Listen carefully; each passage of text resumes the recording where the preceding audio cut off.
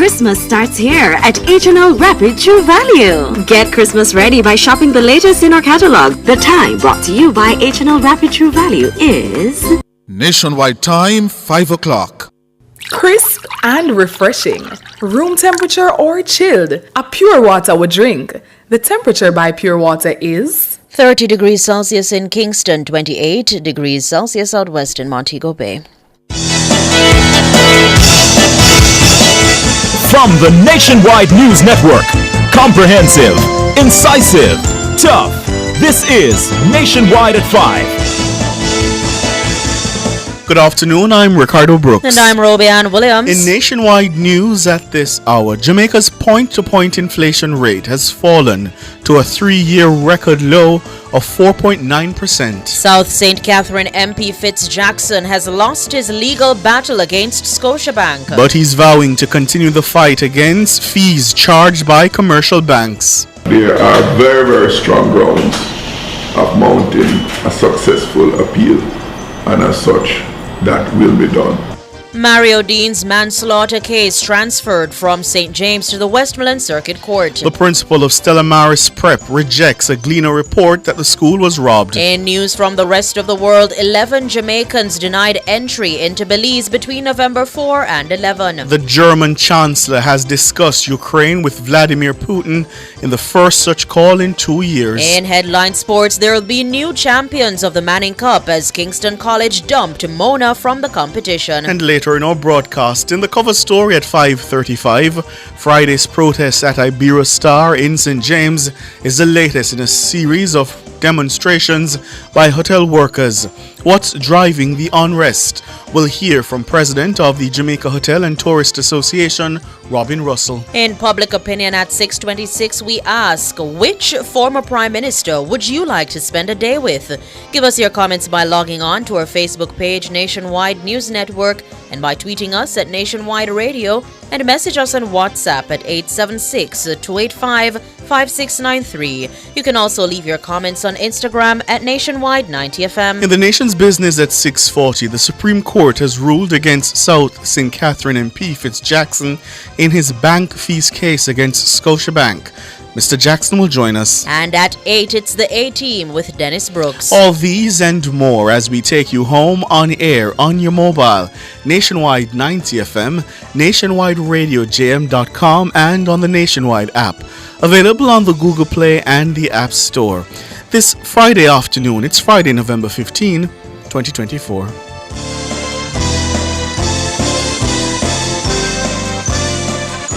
News at 5 is brought to you by Fostrich Company Limited, fostering rich customer service. If it's news, it's got to be Nationwide 90 FM.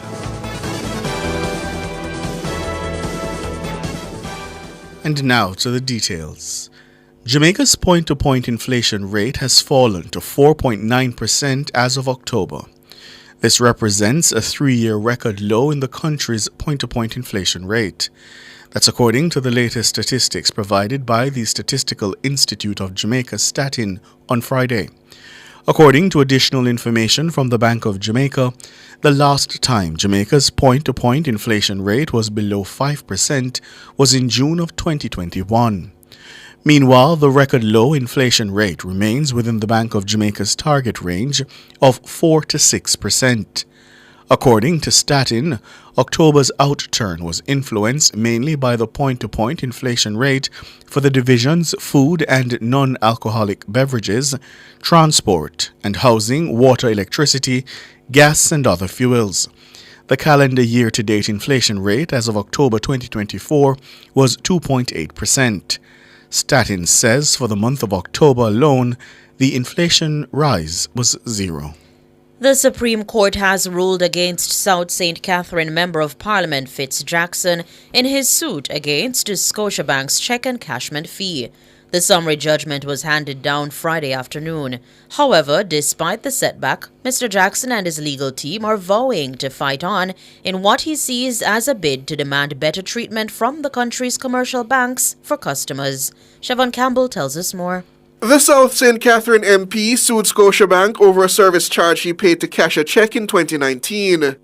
Fitz-Jackson contends that he was entitled to the full face value of the $2,500 check after the bank withheld a $385 service fee. He says this is in violation of the Bills of Exchange Act. However, according to lead attorney representing Mr. Jackson, Anthony Williams, the court set aside that argument. And in her judgment, she has ruled in favor of Bank of Nova Scotia, with costs being apportioned 80-20 in favor of BNS. And so she highlighted certain things in her judgment in relation to whether or not the Bills of Exchange Act was breached, whether or not the Bank of Nova Scotia had breached the law in relation to the encashment of checks and the imposition of bank fees. So the real issue in the case was whether or not Bank of Nova Scotia, and by extension banks generally, had the lawful authority to impose bank fees. She was of the view that there was some code, banking code, that allowed them. According to Mr. Williams, they've not had sufficient time to digest the full implications of the ruling. However, he believes that the substantive concern over the ability of banks to charge fees has not been dealt with. As a result, they vowed to take the matter further. I want to commend Mr. Jackson as a parliamentarian, as a legislator, for the audacious move he has made to address this matter in a litigation manner, because it is an issue that has been raised in Parliament. This is an issue that some of the politicians have shied away from, as to whether or not banks do have the right to charge bank fees. The issue is a live issue, and the court appreciated that aspect, and we think that because of the public interest in the matter, that this matter should be ventilated further, and we are going to take it further. Meanwhile, MP Jackson says he remains undeterred in his pursuit of the matter. He notes that since the launch of his suit, Scotiabank has ceased the practice of charging fees to encash checks, which he sees as a major victory. However, he believes this is not enough. I am convinced that there are very, very strong grounds of mounting a successful appeal, and as such, that will be done. It is of note that the matter before the BNS was not in respect of all banking fees. It was specifically in respect to the cash check encashment fee, which was being levied. And I said, I've been, because I get that they have now ceased charging the encashment fee. So we can say that there is some margin of success in this matter, in that they have formally terminated the imposition of encashment fees. Siobhan Campbell for Nationwide News. Meanwhile, Mr. Jackson took the Holness government to task for failing to take up a bill he tabled back in 2018 to address what he sees as the egregious fees being charged by commercial banks. So it's a long journey, and what is clear is that the government has no interest in protecting the banking public. I believe then, and I still maintain, as a Jamaican citizen and as a parliamentarian, I have the duty to do what I can do, and that duty and obligation, which I believe I have, stood at the center of the suit that was placed before the court.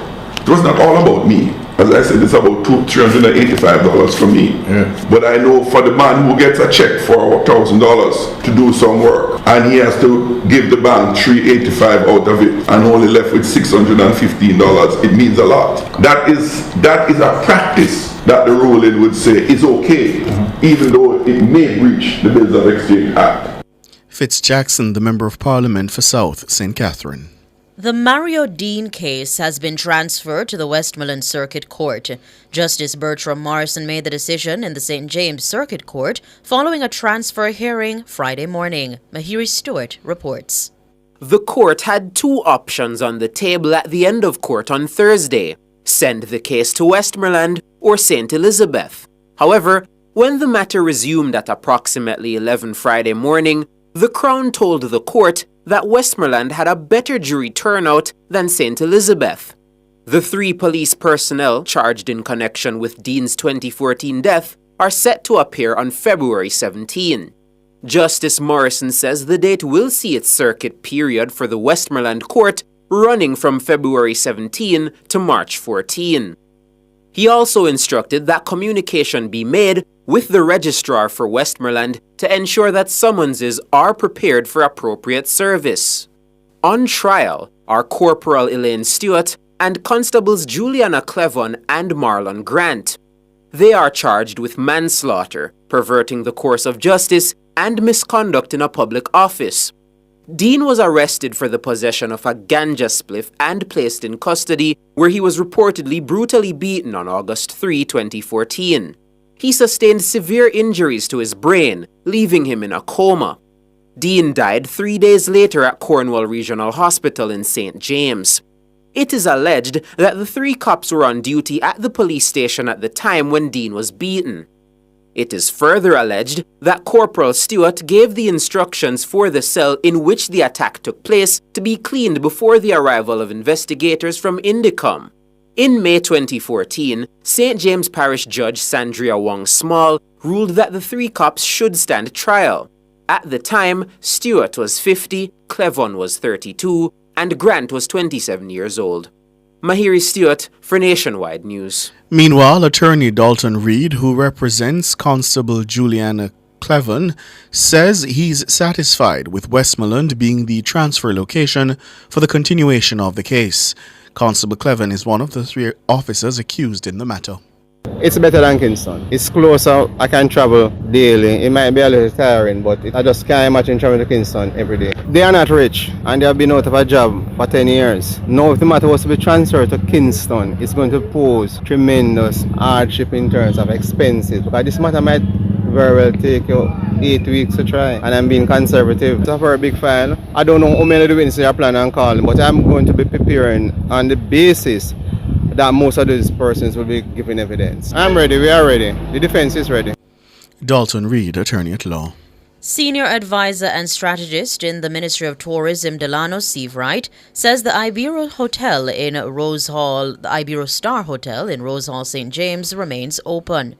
This follows a protest by workers at the entrance to the property on Friday. They're reportedly protesting poor working conditions and low wages. Mr. Seavright says representatives of the ministry are meeting with the staff and management of the property to find practical and fair solutions for all. As it relates to the issues that really triggered the action today, the payroll timing is a huge source of frustration for staff when they get paid. That's going to be sorted out. We have assurances from the top that that will be fixed. No problem. There are also issues, of course, with allowances and so on. A proposal is going in read that, and a number of really good allowances and structures will be put in place to the benefit of the workers. It's important though to note that the issue again brought to the fore the need for open, consistent and face-to-face dialogue between management and staff at all levels so they can promptly address concerns and clarify issues. Some of these issues are basic and it doesn't take much to address. We know that, of course, there are some issues, though, that are a little bit more complex in nature and will take time. The workers were seen bearing placards that read "Better pay and more money to work." It's the latest in a string of protests by hotel workers in recent weeks. Mr. Seavright says the workers are the backbone of Jamaica's tourism industry and play a vital role in its success. He says the ministry remains committed to working collaboratively to strike a balance. It's important to note that investments in the tourism sector, they have created thousands of jobs, a lot of opportunities, and are key to Jamaica's economic success. These investments sustain the livelihoods of many, and we must protect and nurture this delicate balance as we move the country forward. We understand the times. We know there are some, maneuvers going on behind the scenes, but, we cannot cut off our nose for spite we face. So we need to ensure we have balance in everything that we do. Delano Seavright, Senior Advisor and Strategist in the Ministry of Tourism. Stella Maris Prep School in St. Andrew has rejected a news article in the print media claiming that the institution was robbed. The article, published in the Gleaner newspaper this morning, said armed men made off with close to $500,000 from the school's bursary. But in an email to parents on Friday, the school's principal, Sister Mary Joseph, says the story is inaccurate and misleading. She says the school was not robbed. According to the email, a copy of which Nationwide News has seen, the incident occurred at the Stella Maris Business Center. The center is housed at the convent on an adjoining property. Sister Mary Joseph says at no point were students or staff at risk during the incident. She says the school continues to be a safe learning environment. Meanwhile, the school says it is taking the opportunity to review its security protocols to ensure that all aspects of the community remain safe. You're listening to the news on Nationwide at 5. We'll have more after these.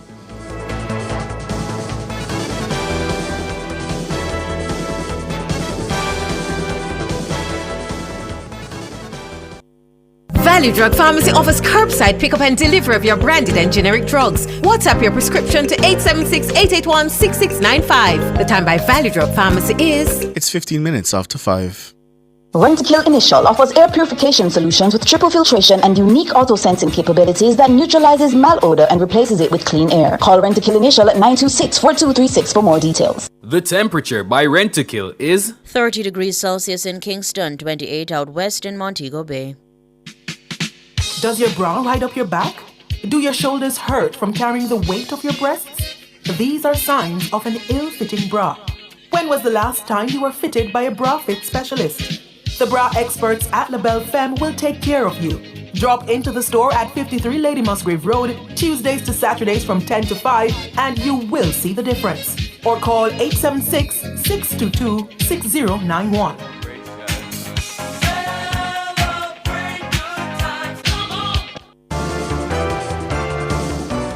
Continuing the news, with exactly a week before voters head to the polls in a string of by-elections across the country, the candidates in the divisional by-elections are ramping up their voter engagement and party campaign machinery. Come November 22, voters will elect members of Parliament in South Trelawney and Northwest St. Andrew and councillors in Annan Town in Clarendon and Morant Bay in St. Thomas. The parliamentary by-elections are not being contested by the opposition People's National Party, leaving most of the attention trained on the divisional contests. When our news centre caught up with the candidates on Friday, they were all busy beating the pavements. Norgay Banton has more in this report. The JLP's Suzette Barton will be defending a 92-vote majority when she faces off against the PNP's Delroy Dawson. It's a closely watched election, which could shift the balance of power in the Clarendon Municipal Corporation. A victory for the PNP would result in a tie in the corporation, which currently sees the JLP enjoying an advantage of 12-10. Dawson was busy on a walk on Friday when our news team made contact. He said the feedback has been positive. Well, those walks are very good. I'm on a walk now, so I can't even speak to you much because I'm with a resident now talking. Okay. What area of the division are you in now? I'm at the roadside. Nationwide News understands a parade of party bigwigs has been fanning out across much of the division as the by-election date looms. It was a similar situation when we reached out to Suzette Barton's camp. The JLP activist who answered her number informed our news centre that the high school teacher was on a walk in the Longbow area of the division with JLP Deputy Leader and Local Government Minister Desmond Mackenzie. Over in Morant Bay, representatives of the JLP's candidate Winston Downey told our news centre he was on a walk in the division and could not come to the phone. Member of Parliament for East St. Thomas Dr. Michelle Charles was similarly engaged and could not take our call. She was said to be meeting with party workers. The JLP lost the division in the February local government polls by more than 400 votes when the PNP's Rohan Brown faced the JLP's Wilbert Walker. Brian has since died, creating the current vacancy. A win by the JLP in Morant Bay would solidify its control of the St. Thomas Municipal Corporation, where it now controls 6 of the 10 divisions. Several JLP bigwigs, including JLP leader Andrew Holness, have visited the division recently as the party seeks to wrest it from the PNP. Calls to the PNP's candidate Rosemary Shaw were not answered.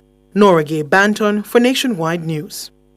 World in a Minute is brought to you by ABC Electrical Sales. We make things as easy as ABC. Hose assembly and supply, equipping Jamaica for success. And Charles O'Connor Consulting Network, COCN, driven by international accounting standards, modern technology, and integrity.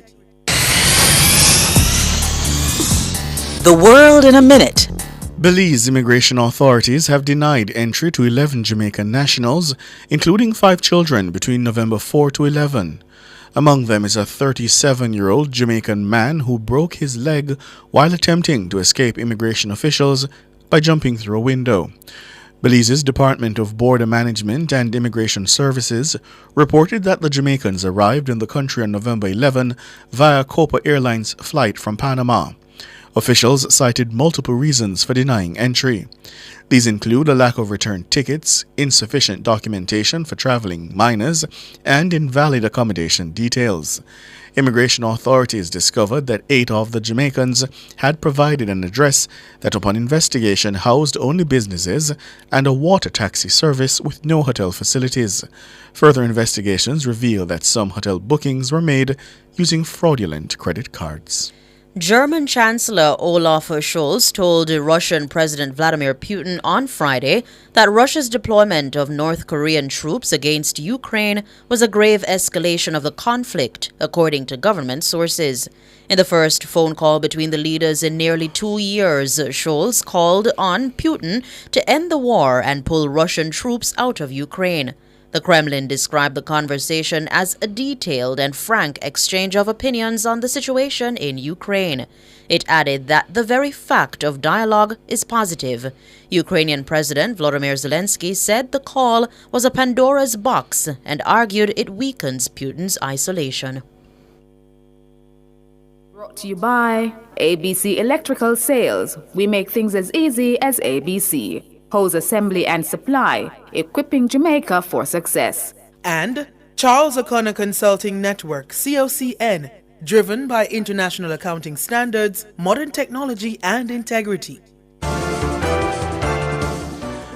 Recapping the top stories making nationwide news at this hour, Jamaica's point-to-point inflation rate has fallen to a 3-year record low of 4.9%. South St. Catherine MP Fitz Jackson has lost his legal battle against Scotiabank. But he's vowing to continue the fight against fees charged by commercial banks. Mario Dean's manslaughter case transferred from St. James to the Westmoreland Circuit Court. I'm Ricardo Brooks. And I'm Roby Ann Williams. Listeners, you can find the news on our website at nationwideradiojm.com and on the Nationwide app, available on the Google Play and the App Store.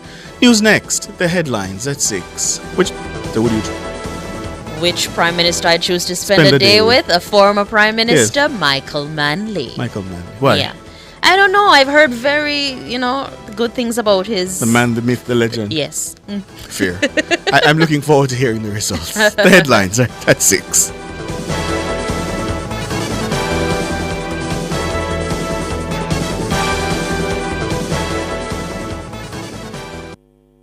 News at 5 was brought to you by Fosrich Company Limited, fostering rich customer service.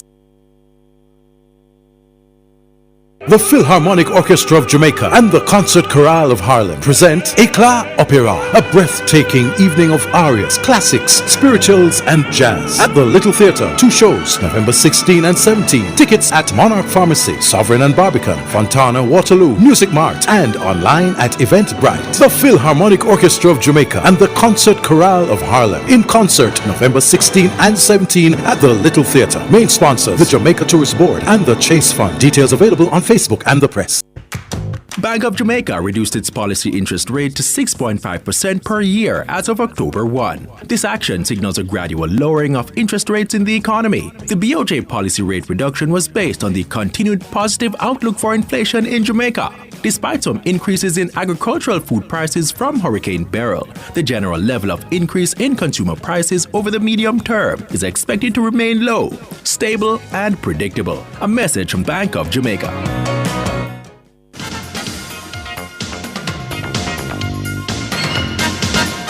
Hello, good afternoon, and welcome to Sports here on Nationwide 90 FM. I'm Wayne Walker. New champions will be crowned in this year's ISA Digital Manning Cup competition. Mona High School was dethroned this afternoon following a 2-0 defeat to Kingston College at Stadium East. Guyana's Cavis Paul in the 8th minute and Demario Daly with his 15th goal of the season on minute 70 did the business for the famed Purples, who are now through to the semi-finals. Another former champion, Jamaica College, are also on their way to the semi-finals and the top of the quarterfinal Group A. They currently lead Tivoli Gardens by 4-0 up at JC. The last two semi-finalists will be decided tomorrow when Hydel takes on Campion College and St. Catherine battles Excelsior. Coach of Jamaica's national men's senior football team, Steve McLaren, says last night's CONCACAF first leg quarterfinal tie against the United States at the National Stadium was a bit too open for his liking. The Jamaicans suffered their first defeat under McLaren after Ricardo Pepi scored there in the 5th minute to give the defending champions the advantage heading into Monday's return leg at the Energizer Stadium in St. Louis, Missouri. Jamaica had a chance to equalize in the 14th minute, but Mariah Gray's penalty was saved by the American custodian Matt Turner. McLaren says his team was much improved in the second half, but thought they could have been much tighter throughout the encounter. Great effort from the team in terms of pressing, but we were too open. So, in terms of creating chances, it gave us some chances. It gave us the penalty. It gave us opportunities when we did win the ball to break, transition, but also the game we felt was too open. Midfielder Isaac Hayden of Newcastle United made his international debut, coming on as a second-half substitute, and this defender Damian Lowe says the team deserved more from last night's game, but he thinks they've got the material to get the job done in America's Midwest. Put it to the test today. Our early goal is never good, but we showed adversity. The Jamaican in us really fought and dig deep, and we got the opportunity to win the game. We got 2 opportunities. Unfortunately, again, the scoreline doesn't attest to how we performed. But this football is a cruel sport, and we just have to take our chances. But again, it's a two-way tie, so we can't really beat ourselves up. It's a quick turnaround. The Jamaica team is due to arrive in Missouri in just about an hour from now.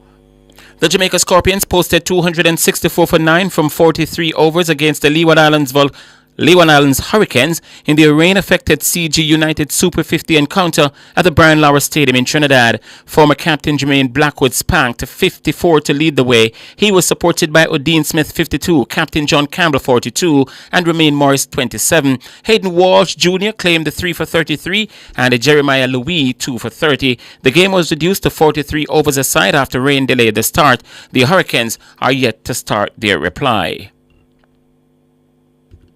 West Indies T20 captain Robman Powell is among 22 West Indies cricketers who have entered the draft for the 2025 Indian Premier League IPL. The 2-day bidding extravaganza will take place November 24 and 25 in Saudi Arabia. Powell's base price is $1.5 million. The one-day captain, Shea Hope, he's starting at $1.25 million. We're talking US dollars here, bro. Jamaicans Brandon King and Odin Smith are also amongst the 574 players who will feature in the mega auction.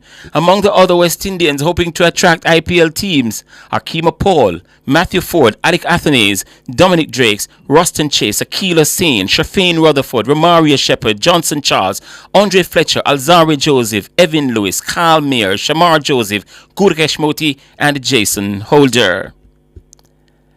And the West Indies will take on England tomorrow at the Darren Sammy Stadium in St. Lucia, and this will be in the 4th game of their T20 International Series.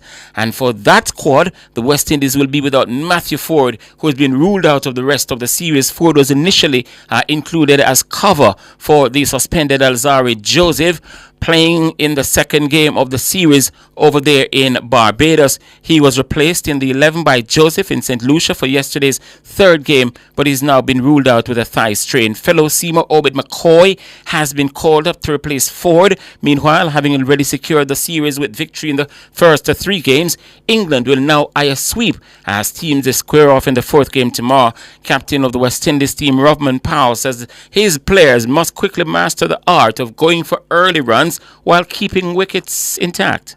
If you lose wickets in clusters, you lose wickets in the power play, then the middle overs just become a rotating factor. You can't go as hard as you'd want in the middle overs and the back end. Fortunately for us today, myself and Sheppy, we found a little partnership and put us to a score where we think we could have defended.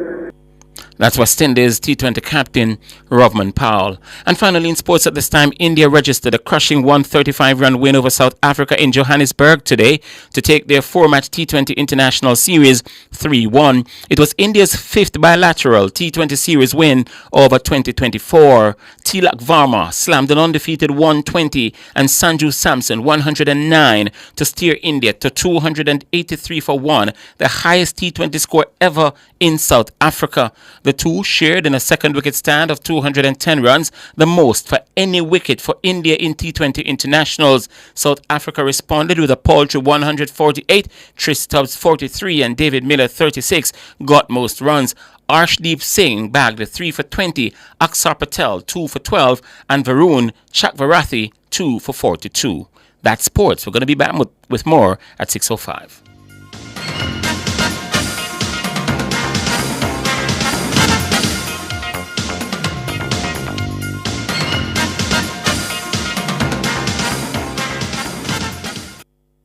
Since 2016, 156,000 more Jamaicans are working. This is more than any other time in our history. Your government is caring for you.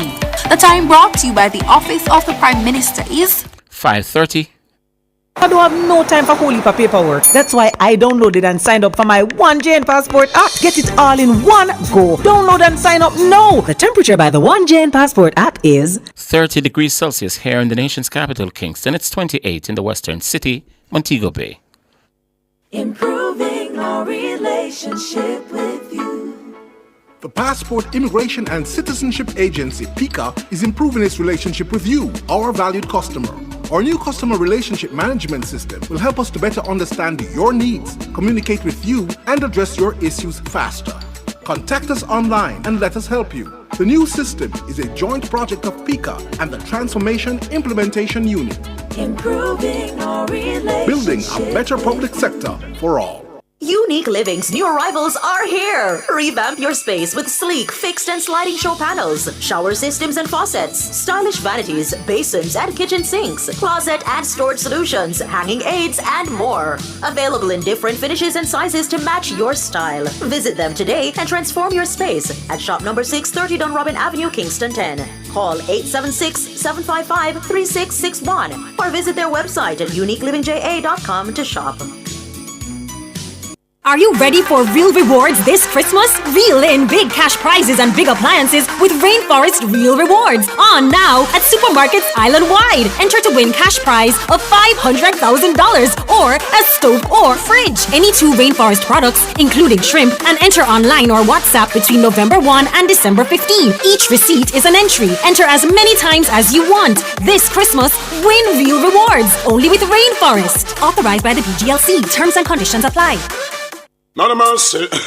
This one is very classic, dedicated to all schoolers who are taking them. If you've ever struggled to pass an exam, then you'll know that students today are under great pressure to get good grades and secure qualification needed to move on to higher education. The problem is that too many students are struggling alone and could really benefit from connecting with hardworking teachers and other bright students in other parts of the country and the region. Join me, Dennis Brooks, this and every Friday evening from 8 to 9, with a repeat on Saturday morning from 8 to 9. For the A-Team, a study group on radio, my team of teachers, students, and experts will break down the syllabus, giving you information, tips, and past paper questions that will help you get top grades in your upcoming exams. Follow us on Facebook Live and on Twitter and be a part of the community. It's the A-Team. Fridays at 8 p.m. with a repeat at 8 o'clock on Saturday morning. It's your free extra class on radio and social media. And it's right here on Nationwide 90 FM, the revolution in media. Come into the parlor, there's a welcome there for you. Welcome to the Mayor's Parlor with Desmond McKenzie. From 1 to 6 p.m. every Sunday, you'll now get more of your favorite vintage music. Put your head on my shoulder.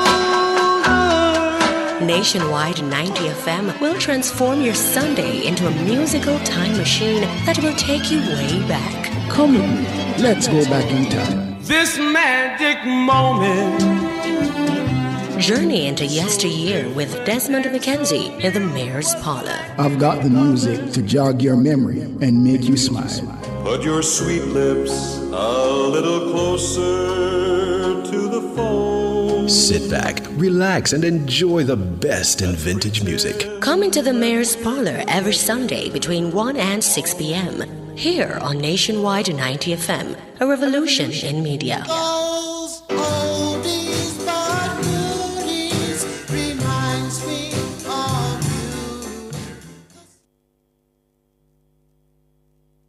The cover story is brought to you by New World Home Improvement and Detail Cleaning. Detailed cleaning for your business and home.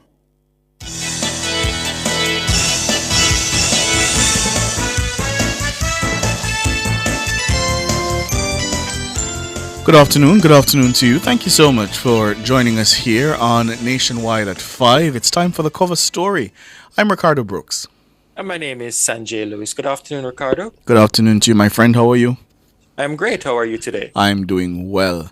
So, listeners, another protest at another hotel, and the senior advisor and strategist in the Ministry of Tourism, Delano Seavright, he's saying that the Iberia Star Hotel in Rose Hall, St. James, remains open. His remark follows a protest by workers at the entrance of the property today. And they are reportedly protesting poor working conditions and low wages. Mr. Seavright says representatives of the ministry are meeting with the staff and management of the hotel to find practical and fair solutions for all. The workers were seen bearing placards that read "Better pay and more money to work." Seavright says the workers are the backbone of Jamaica's tourism industry and they play a vital role in its success. He says the ministry remains committed to working collaboratively to strike a balance. It's important to note that investments in the tourism sector, they have created thousands of jobs, a lot of opportunities, and are key to Jamaica's economic success. These investments sustain the livelihoods of many, and we must protect and nurture this delicate balance as we move the country forward. We understand the times. We know there are some, maneuvers going on behind the scenes, but, we cannot cut off our nose for spite we face. So we need to ensure we have balance in everything that we do.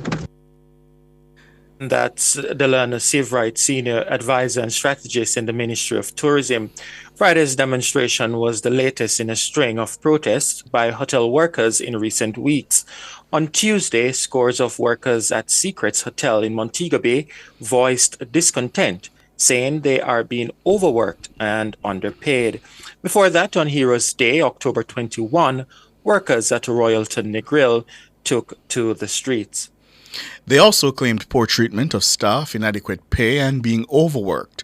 Before that, in June, staff at the 5-star Roundhill Hotel and Villas in Hopewell, Hanover, demonstrated at the gate of the resort. Joining us to discuss is the president of the Jamaica Hotel and Tourist Association, the JHTA, Robin Russell. Good afternoon, Mr. Russell. Good afternoon. Good afternoon to you and your listeners. Not hearing Mr. Russell very clearly. He sounds low. Mr. Russell, are you on speakerphone? Hold on, let me get you Okay. Go ahead. You hearing me better now? Yes, a little Yes. better. Yeah, Right. so Good afternoon to you and your listeners. good afternoon. Thank you so much for joining us. Based on what we're seeing now, is the tourism industry finally facing a reckoning for we've heard over the years allegations of poor treatment of workers. Is this a reckoning now we're seeing? This is I'm going to use the word lack of communication. When you have a situation, and if you notice, all three of them were resolved within 24 hours, or with one sitting down of whether the Ministry of Tourism or Ministry of Labor, and everybody's back at work. Okay, yes, we're feeling better. It sounds to me like there is a communication problem more than a genuine fallout of an industry where there are major problems and we can't seem to solve them. We recognize that there have been issues. There have been issues with working conditions, and a lot of that is, again, sometimes cultural issues clash, and there is some lack of communication more than we would like. And Delano said it perfectly. There is no tourism without workers. They are the heart of what we're doing. So it is important that we fix it. What is what is distressing to me, Ricardo, is why aren't we speaking better? Why did we have to wait till persons went out and inconvenienced guests or blocked roads, or not blocked roads, but blocked entrances and out there protesting for us to listen to them? And that's where I want to pick up with you, because I heard you say, a matter of poor communication, and an industry that should be known for hospitality. One would expect that communication is a strong point in this industry. And now, this is now the fourth situation, and you're saying that we should accept that this is just poor communication? Well, why are so many hoteliers poor communicators? Let it not be stated that this is an industry wide occurrence. This is 3 or 4 properties that have had incidents, and each incident, when you get to the bottom of it, it has its own merit and its own differences. So it is not it is not every hotel, is not every hotelier staff is saying, oh, we need more, or we want more, and we're not getting more, or we're not being heard, and we're not. It's individual management. Some of them were management issues, or we had a problem with this manager because he treated us this way. Others was, there was an agreement to pay X amount of money. There's some miscommunication. One issue is in court, and I don't wish to call the hotel name, but you said we were going to pay a profit share of X. You thought it was Y. You know what? Let the court decide it. But until that happens, this is where we are. This is the stance we have to take. Is it though, Robin Russell, that when you look across the entire sector and you communicate with your counterparts, owners, managers within the industry, are they on edge this afternoon that there's a possibility that their staff, whichever hotel there is, that they could possibly go on strike? Because as you indicated, there seems to be a communication issue that is beyond just one hotel to resolve. So are the managers, owners of the hotel, are they on edge this afternoon? So we had an emergency meeting today. When the first incident happened, we had a GHTA formed a very, I would say, a powerful committee of industry experts to see how best we could put together best practices that we can share with our members to alleviate some of these problems. We had a call today, and the first thing I said was nobody is immune to this, because there is no, I don't want to say there's no merit or there's no structure to this. So, when you're going to strike, there usually is we had a meeting, we didn't get to where we are, and therefore there is industrial action. Where we are now is, I feel like just putting up a placard at the front of the hotel. We didn't have a discussion, and hopefully from this we are going to get a discussion.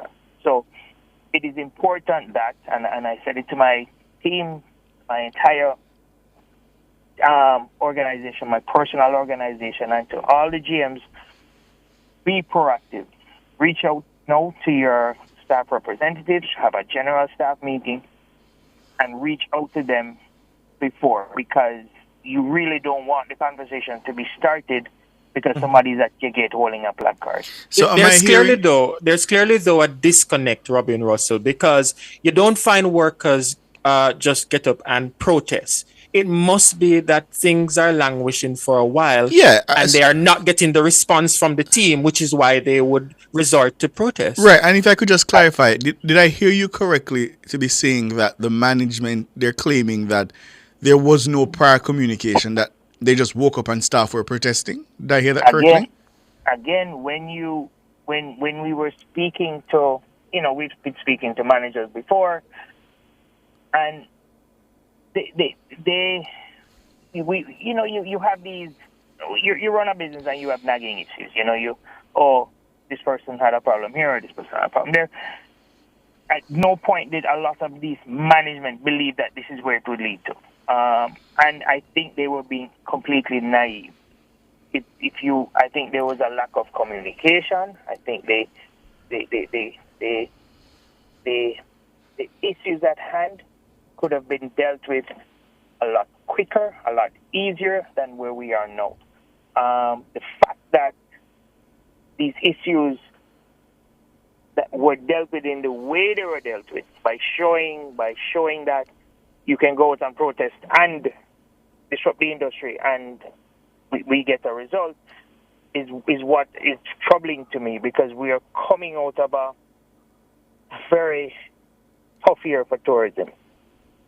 Between the travel advisory, between flights that were relocated to other destinations, between the U.S. election, we've had a very bumpy year.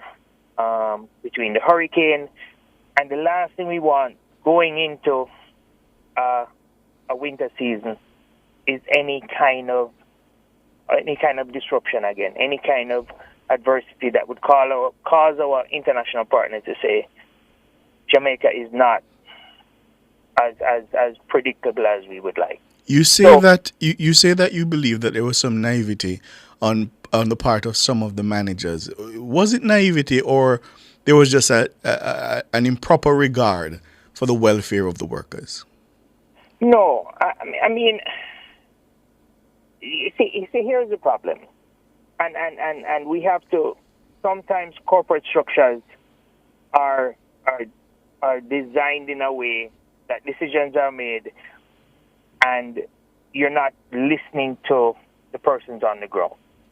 So, the gratuities, for example, we're paying gratuities, we're paying it this way, and staff want to know, but how does it work? Explain to me how my gratuities are paid. Are they paid this way?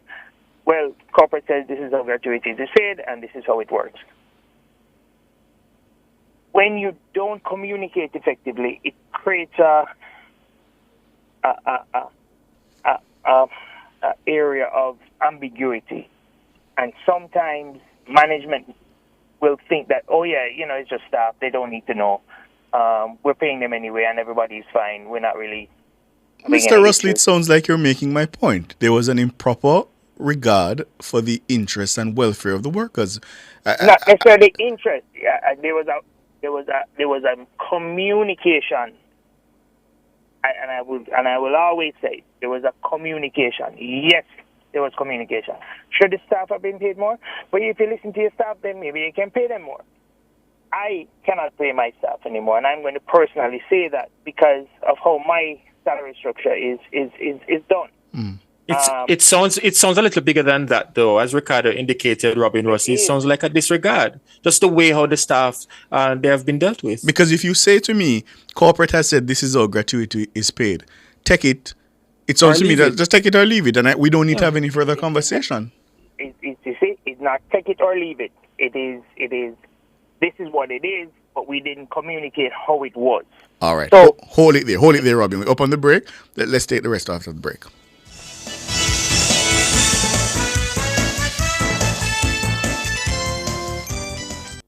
Clearing personal non-commercial shipments at the port? Avoid the wait. Request a contactless clearance through your agent today. It's more efficient. It's secure. The time by the Jamaica Customs Agency is 5:48. Upgrade your kitchen and bathroom to the next level with Unique Living. They're the ultimate destination for all your kitchen and bathroom needs, from luxurious shower systems to exquisite faucets, vanities, sinks, toilets, closets, and more. They have it all. Visit shop number 6, 30 Dunrobin Avenue, Kingston 10, or call them at 876-755-3661. Elevate your space with Unique Living, where quality meets expectations. Life gets busy, from work to play, but don't forget your health check. The NHF card now offers discounts on PSA tests and pap smears to help check for prostate and cervical cancer. Women 21 and over get a subsidy for pap smears every 3 years. And men 40 and over receive an annual subsidy for PSA tests. Get your NHF card today. The NHF is here for health. The NHF is here for you. Jamaica, your government has delivered. 100 brand new CNG buses are now rolling out across the island. Enjoy lower bus fares, short wait times, and air-conditioned comfort on every ride. Enjoy a smoother commute and more savings every day. It's all part of our commitment to lower the cost of living and improve your daily commute. Brought to you by the Office of the Prime Minister.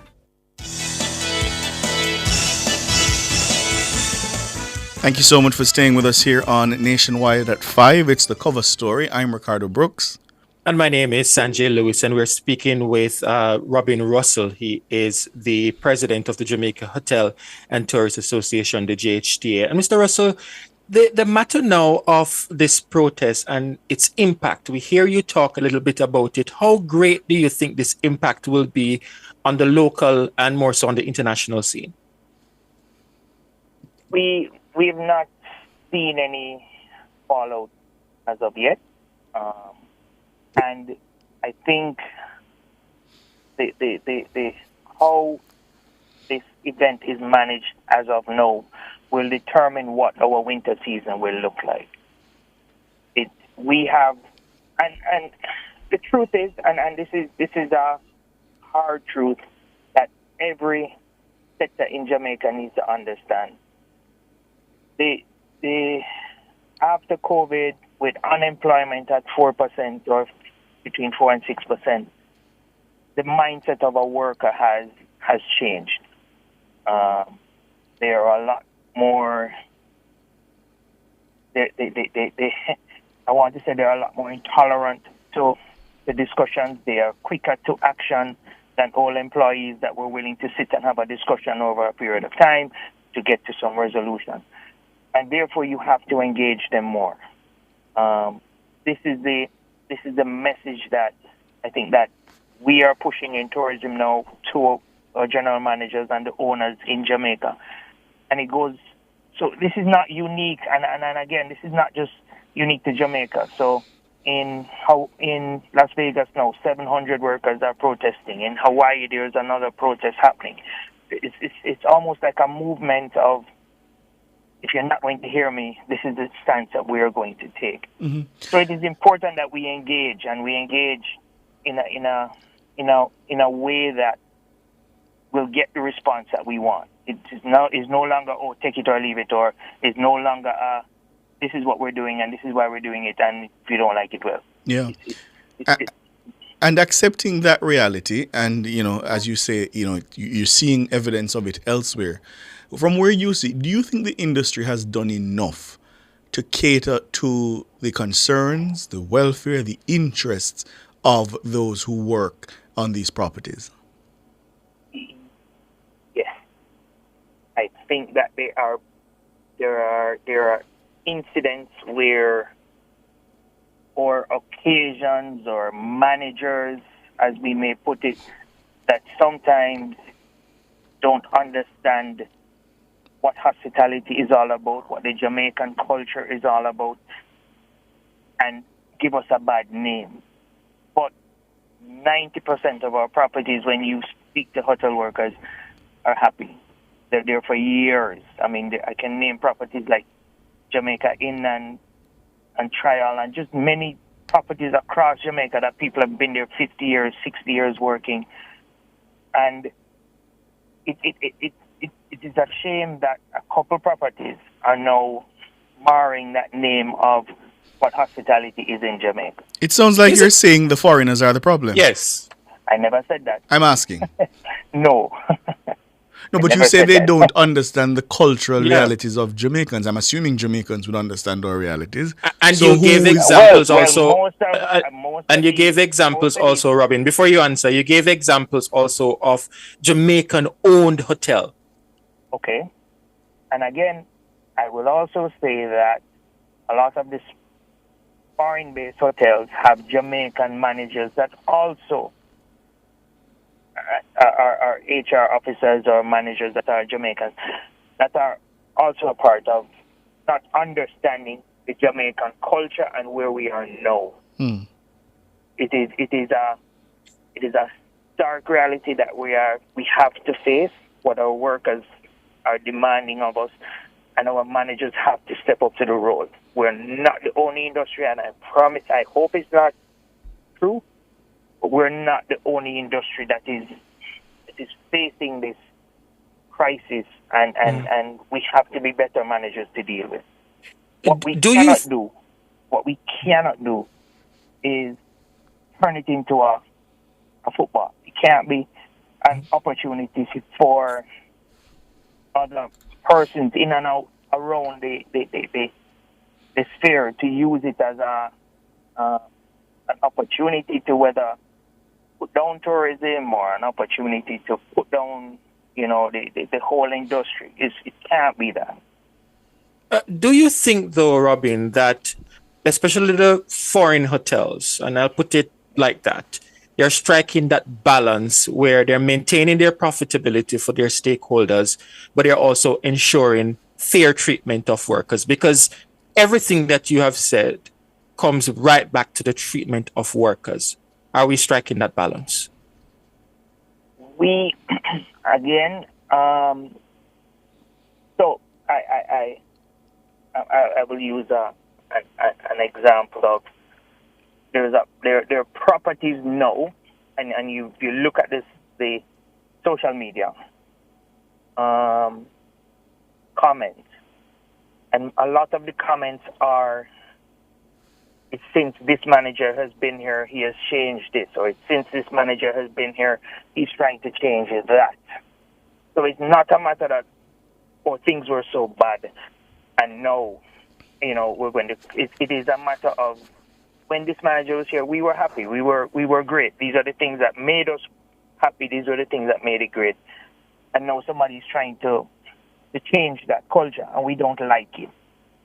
And it is something that we have to recognize, something that we have to face the reality that when you treat your staff good, they'll love you, they'll be there for years. And if you look at these properties and you look at the people that are there, one of the ladies said, I've been here, 7 years or 10 years or 17 years, I don't remember the exact number, but she's been there a long time. Why would somebody be in this thing for such a long time if it was a bad thing? But with the recent changes of whether management or some new policies, they're upset. They're not liking it, and they weren't heard. Now that they're being heard and the policies are shifting back, they're happy again. I mean, hotels still are one of the only industries that are providing housing allowances to staff, providing transportation to and from work, to town centers, and some places to even home. Our salaries are, I would say, comparable to any other industry in Jamaica, and it's not the Caribbean. So it's not this really bad industry that we're trying to paint a picture. And I would hate for it to come out this way. Would you support the unionization of hotel workers? I have worked with unions and over the years, and a union is a voice of the worker. And if a hotel worker believes that they need to go to that level to be heard, then yes. But again, if you are doing what you need to do, if you as a manager are hearing your staff,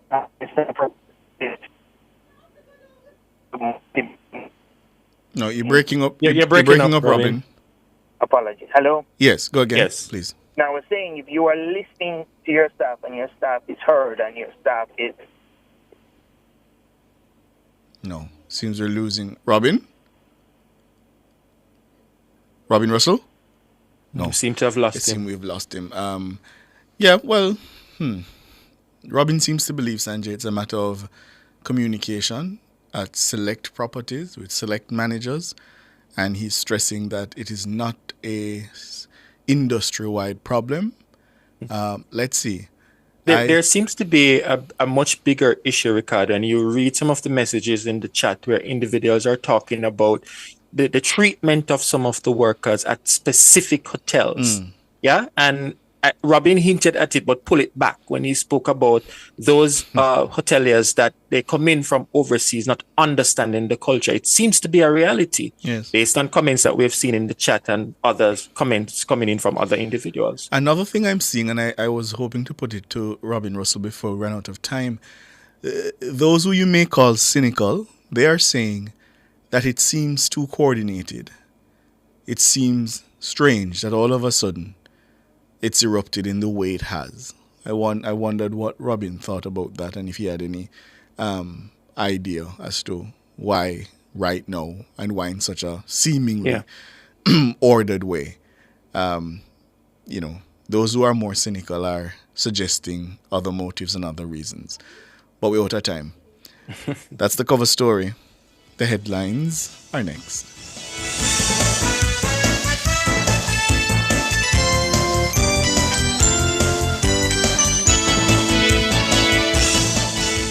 The cover story was brought to you by New World Home Improvement and Detail Cleaning. Detailed cleaning for your business and home.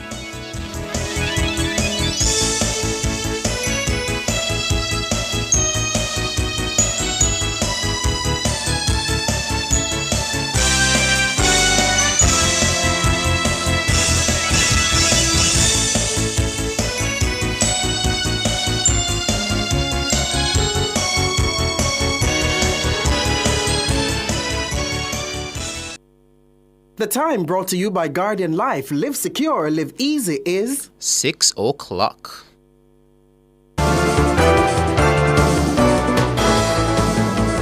Nationwide headlines at 6. Good evening with the headlines at 6. I'm Mahiri Stewart. Jamaica's point-to-point inflation rate has fallen to 4.9% as of October. This represents a 3-year record low in the country's point-to-point inflation rate. That's according to the latest statistics provided by the Statistical Institute of Jamaica, Statin, on Friday.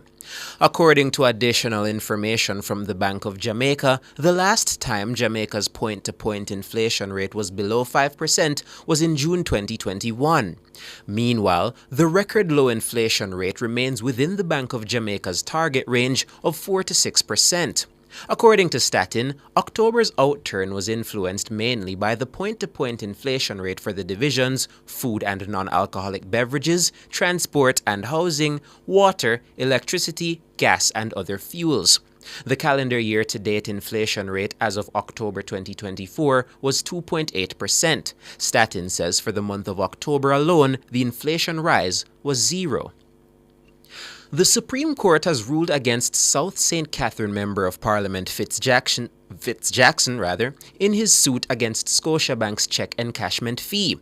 The summary judgment was handed down on Friday afternoon. However, despite the setback, Mr. Jackson and his legal team are vowing to fight on in what he sees as a bid to demand better treatment from the country's commercial banks for customers. Siobhan Campbell tells us more.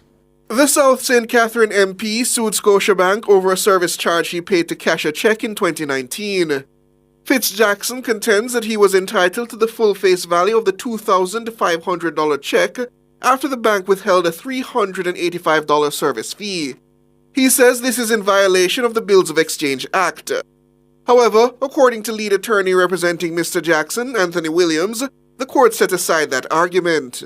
And in her judgment, she has ruled in favor of Bank of Nova Scotia, with costs being apportioned 80-20 in favor of BNS. And so she highlighted certain things in her judgment in relation to whether or not the Bills of Exchange Act was breached, whether or not the Bank of Nova Scotia had breached the law in relation to the encashment of checks and the imposition of bank fees. So the real issue in the case was whether or not Bank of Nova Scotia, and by extension, banks generally, had the lawful authority to impose bank fees. She was of the view that there was some code, banking code, that allowed them. According to Mr. Williams, they've not had sufficient time to digest the full implications of the ruling. However, he believes that the substantive concern over the ability of banks to charge fees has not been dealt with. As a result, they vowed to take the matter further. I want to commend Mr. Jackson as a parliamentarian, as a legislator, for the audacious move he has made to address this matter in a litigation manner, because it is an issue that has been raised in Parliament. This is an issue that's some of the politicians have shied away from, as to whether or not banks do have the right to charge bank fees. The issue is a live issue, and the court appreciated that aspect, and we think that because of the public interest in the matter, that this matter should be ventilated further. Senior advisor and strategist in the Ministry of Tourism, Delano Seavright, says the Iberostar Hotel in Rose Hall, St. James remains open. This follows a protest by workers at the entrance to the property on Friday. They're reportedly protesting poor working conditions and low wages. Mr. Seavright says representatives of the ministry are meeting with the staff and management of the property to find practical and fair solutions for all. As it relates to the issues that really triggered the action today, the payroll timing is a huge source of frustration for staff when they get paid. That's going to be sorted out. We have assurances from the top that will be fixed. No problem. There are also issues, of course, with allowances and so on. A proposal is going in re that, and a number of really good allowances and structures will be put in place to the benefit of the workers. It's important though to note that the issue again brought to the fore the need for open, consistent and face-to-face dialogue between management and staff at all levels, so they can promptly address concerns and clarify issues. Some of these issues are basic and it doesn't take much to address. We know that, of course, there are some issues though that are a little bit more complex in nature and will take time. That's Delano Seavright, Senior Advisor and Strategist in the Ministry of Tourism. Stella Maris Prep School in St. Andrew has rejected a news article in the print media claiming the institution was robbed. The article, published in the Gleaner newspaper on Friday, said armed men made off with close to $500,000 from the school's bursary. But in an email to parents on Friday, Principal Sister Mary Joseph says the story is inaccurate and misleading. She says the school was not robbed. According to the email, a copy of which Nationwide has seen, the incident occurred at the Stella Maris Business Center. The center is housed at the convent on an adjoining property. Sister Mary Joseph says at no point were students or staff at risk during the incident. She says the school continues to be a safe learning environment. Meanwhile, the school says it's taking the opportunity to review its security protocols to ensure that all aspects of community remain safe. Those are the headlines at 6. I'm Mahiri Stewart. Sports is next.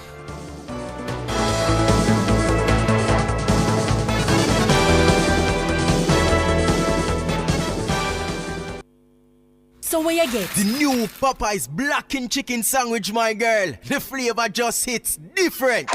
Blackened like it burn up?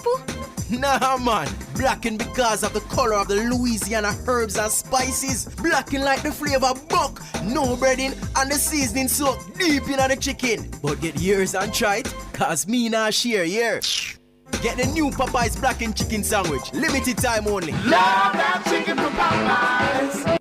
You shop, we ship. Click and Ship Express. We make online shopping easy with hassle-free shipping that's affordable, fast, and convenient. Take advantage of our great rates, multiple locations island-wide, and extended opening hours. Track your package every step of the way. Have a question? Email, call, or chat with our customer service team. Sign up for free at clickandshipexpress.com and get your U.S. mailing address. Click and Ship. Like it, click it, ship it. Conditions apply. A product of Jamaica Post.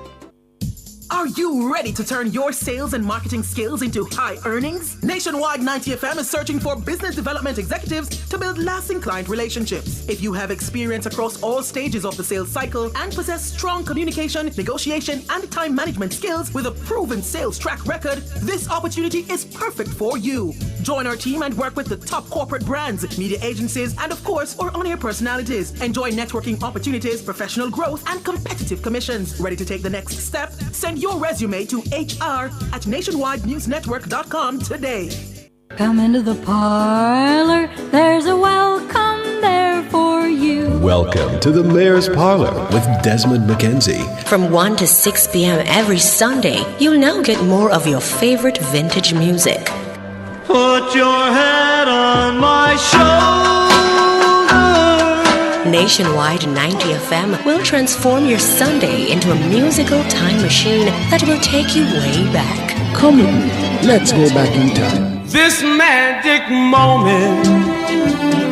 Journey into yesteryear with Desmond McKenzie in the Mayor's Parlor. I've got the music to jog your memory and make you smile. Put your sweet lips a little closer to the phone. Sit back, relax, and enjoy the best in vintage music. Come into the Mayor's Parlor every Sunday between 1 and 6 p.m. here on Nationwide 90 FM, a revolution in media.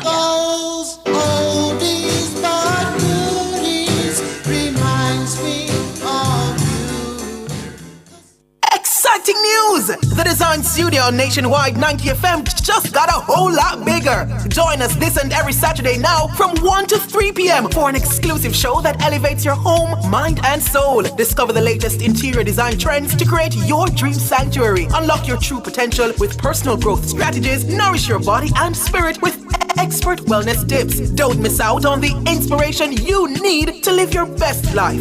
Tune in to the Design Studio this and every Saturday from 1 to 3 p.m. and take the first step towards a more fulfilling you.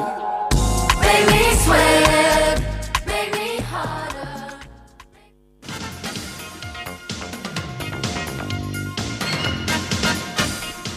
Hello, good evening, and welcome to Sports here on Nationwide 90 FM. I'm Wayne Walker. New champions will be crowned in this year's Issa Digicel Manning Cup football competition. Mona High School was dethroned this afternoon following a 2-0 defeat to Kingston College at Stadium East. Guyana's Cavis Paul in the 8th and Demario Daly with his 15th goal of the season in the 70th minute did the business for the famed Purples, who are now through to the semi-finals. Another former champions, Jamaica College, are on their way to the semi-finals. The last time we heard from their game with Tivoli JC were leading 4-0. The last two semi-finalists will be decided tomorrow when Heidel takes on Campion and St. Catherine battles Excelsior. Coach of Jamaica's national senior men's football team, Steve McLaren, says last night's CONCACAF first leg quarterfinal tie against the United States at the National Stadium was a bit too open for his liking. The Jamaicans suffered their first defeat under McLaren after Ricardo Pepe scored in the 50th minute to give the defending champions the advantage heading into Monday's return leg at the Energizer Stadium in St. Louis, Missouri. Jamaica had a chance to equalize in the 14th minute, but Demarai Gray's penalty was saved by the American outstanding goalkeeper, Matt Turner. McLaren says his team was much improved in the second half, but he thought they could have been much tighter throughout the encounter. Great effort from the team in terms of pressing, but we were too open. So, in terms of creating chances, it gave us some chances. It gave us the penalty. It gave us opportunities when we did win the ball to break, transition. But also the game we felt was too open. Midfielder Isaac Hayden of Newcastle United made his international debut, coming on as a substitute in the second half. And defender Damien Lowe says the team deserved more from last night's game, but he thinks they've got the material to get the job done in America's Midwest. Put it to the test today. Our early goal is never good, but we showed adversity. The Jamaican in us really fought and dig deep, and we got the opportunity to win the game. We got two opportunities. Unfortunately, again, the scoreline doesn't attest to how we performed. But this football is a cruel sport, and we just have to take our chances. But again, it's a two-way tie, so we can't really beat ourselves up. It's a quick turnaround. The Jamaican team is due to arrive in Missouri in just a couple of minutes from now. The Jamaica Scorpions posted 264 for 9 in 43 overs against the Leeward Islands Hurricanes in the rain-affected CG United Super 50 encounter at the Brian Lara Stadium in Trinidad. Former captain Jermaine Blackwood, he spanked to 54 to lead the way, and he was supported by Odin Smith 52, Captain John Campbell 42, and Romaine Morris 27. Hayden Walsh Jr. claimed the 3 for 33 and Jeremiah Louis 2 for 30. The game was reduced to 43 overs aside after rain delayed the start. The Hurricanes, in reply, are at the moment 26 for 1 after 5 overs. Man of the series in the one-day internationals, Matthew Ford, has been ruled out of the rest of the T20 international series between West Indies and England. Ford was initially included as cover for the suspended Alzarri Joseph, playing the second match of the series in Barbados. He was replaced in the 11 by Shamar Joseph in St. Lucia for yesterday's third game, but he's now been ruled out with a thigh strain. Fellow seamer Obed McCoy has been called up as his replacement. Meanwhile, having already secured the series with victories in the first 3 games, England will now eye a sweep as the teams square off in the 4th game at the Darren Sammy Stadium in St. Lucia, and that's starting tomorrow at 3 o'clock Jamaica time. India registered a crushing 135-run win over South Africa in Joburg today to take their 4-match T20 International Series 3-1. It was India's 5th bilateral T20 series win of 2024. Tilak Varma slammed an undefeated 120 and Sanju Samson 109 to steer India to 283 for 1, the highest T20 score ever in South Africa. The two shared in a second wicket stand of 210 runs, the most for any wickets for India in T20 internationals. South Africa responded with a paltry 148, Trish Stubbs 43 and David Miller 36 got most runs. Arshdeep Singh bagged 3 for 20, Aksar Patel 2 for 12 and Varun Chakravarti 2 for 42. West Indies T20 captain Robman Powell is among 22 West Indies cricketers who have entered the draft for the 2025 Indian Premier League IPL. The 2-day bidding extravaganza will take place November 24 and 25 in Saudi Arabia. Powell's base price is $1.5 million, with one-day captain Shea Hope starting at $1.25. Jamaicans Brandon King and Odean Smith are also amongst the 574 players who will feature in the mega draft. Among the other West Indians hoping to attract IPL contracts, Kemo Paul, Matthew Ford, Alex Athanaze, Dominic Drakes, Roston Chase, Akil Hussain, Sherfane Rutherford, Romaria Shepherd, Johnson Charles, Andre Fletcher, Zari Joseph, Evan Lewis, Carl Mears, Shamar Joseph, Gudakesh Moti, and Jason Holder. Former 3-time champion jockey Trevor Mackenzie has died. Mackenzie, who topped the local jockeys championship in 1965, 66 and 68, passed away today after ailing for some time. He was 76 years old. Mackenzie was also inducted into the Jamaica Racing Hall of Fame. Spain's Carlos Alcaraz is on the verge of exiting the 2024 ATP Finals in Turin, Italy, following a straight sets defeat by Alexander Zverev this morning. Second seed Zverev secured top spot in the group with a 7-6, 7-5, 6-4 win and will face the American Taylor Fritz in the semi-finals. Zverev continued his impressive form against Alcaraz, who has struggled with a chest complaint during this tournament and once again wore a pink nasal strip to aid his breathing. Seemingly still feeling the effects of that illness, Alcaraz was again off form but showed some fighting spirit to save 7 break points in the first set, then 2 sets point before Zverev calmly and superbly converted the third. Zverev had 4 of those break points saved in the 4th game of the game, then had set point in Alcaraz's serve when leading 6-5 but hit a cross-court forehand long following an extensive rally. The Spaniard forced the tiebreak, but Zverev was once again able to get his nose in front. Alcaraz, who only won one of his 3 group matches, must now await the result of the other game between Andrei Rublev and Casper Ruud. Now, he will be out, that's Alcaraz, if Ruud takes a single set against the winless Russian. And that will do it for sports.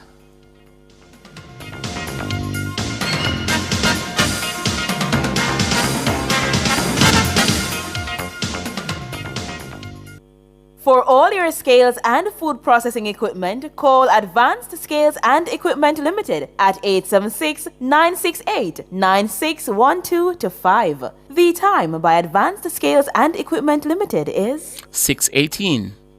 With Jamaica Automobile Association, membership is a win-win. Enter the JAA Fuel Up promotion and you could win the grand prize of JAA Gold membership for 1 year plus fuel valued at $240,000. Just purchase, renew or upgrade your JAA membership or use your individual JAA advance card to buy at least $10,000 of fuel a month. So, fuel up! There's also monthly prices of $20,000 in fuel. Enter now. JAA Fuel Up promotion ends December 13, 2024. Conditions apply. For all your electrical needs, visit ABC Electrical Sales. They stock a wide variety of electrical supplies including plugs, switches, panel boards and conduits, plus energy-saving fixtures. ABC Electrical Sales stocks brands like GE, Siemens, Philips, Cutler Hammer and Allen Bradley.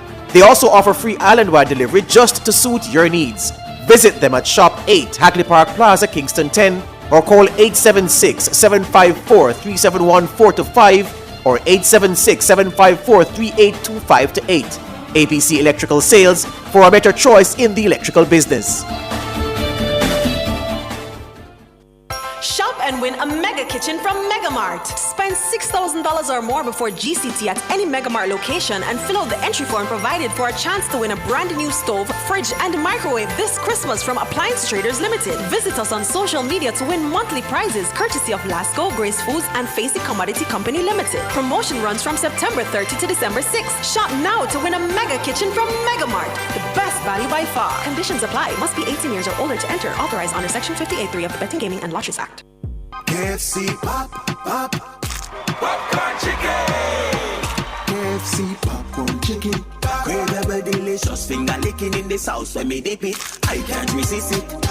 Once you start, you can't stop. Do whatever the crunch you want with KFC's popcorn chicken. Delicious, juicy, irresistible. Now available in barbecue. KFC, it's finger licking good. KFC popcorn chicken.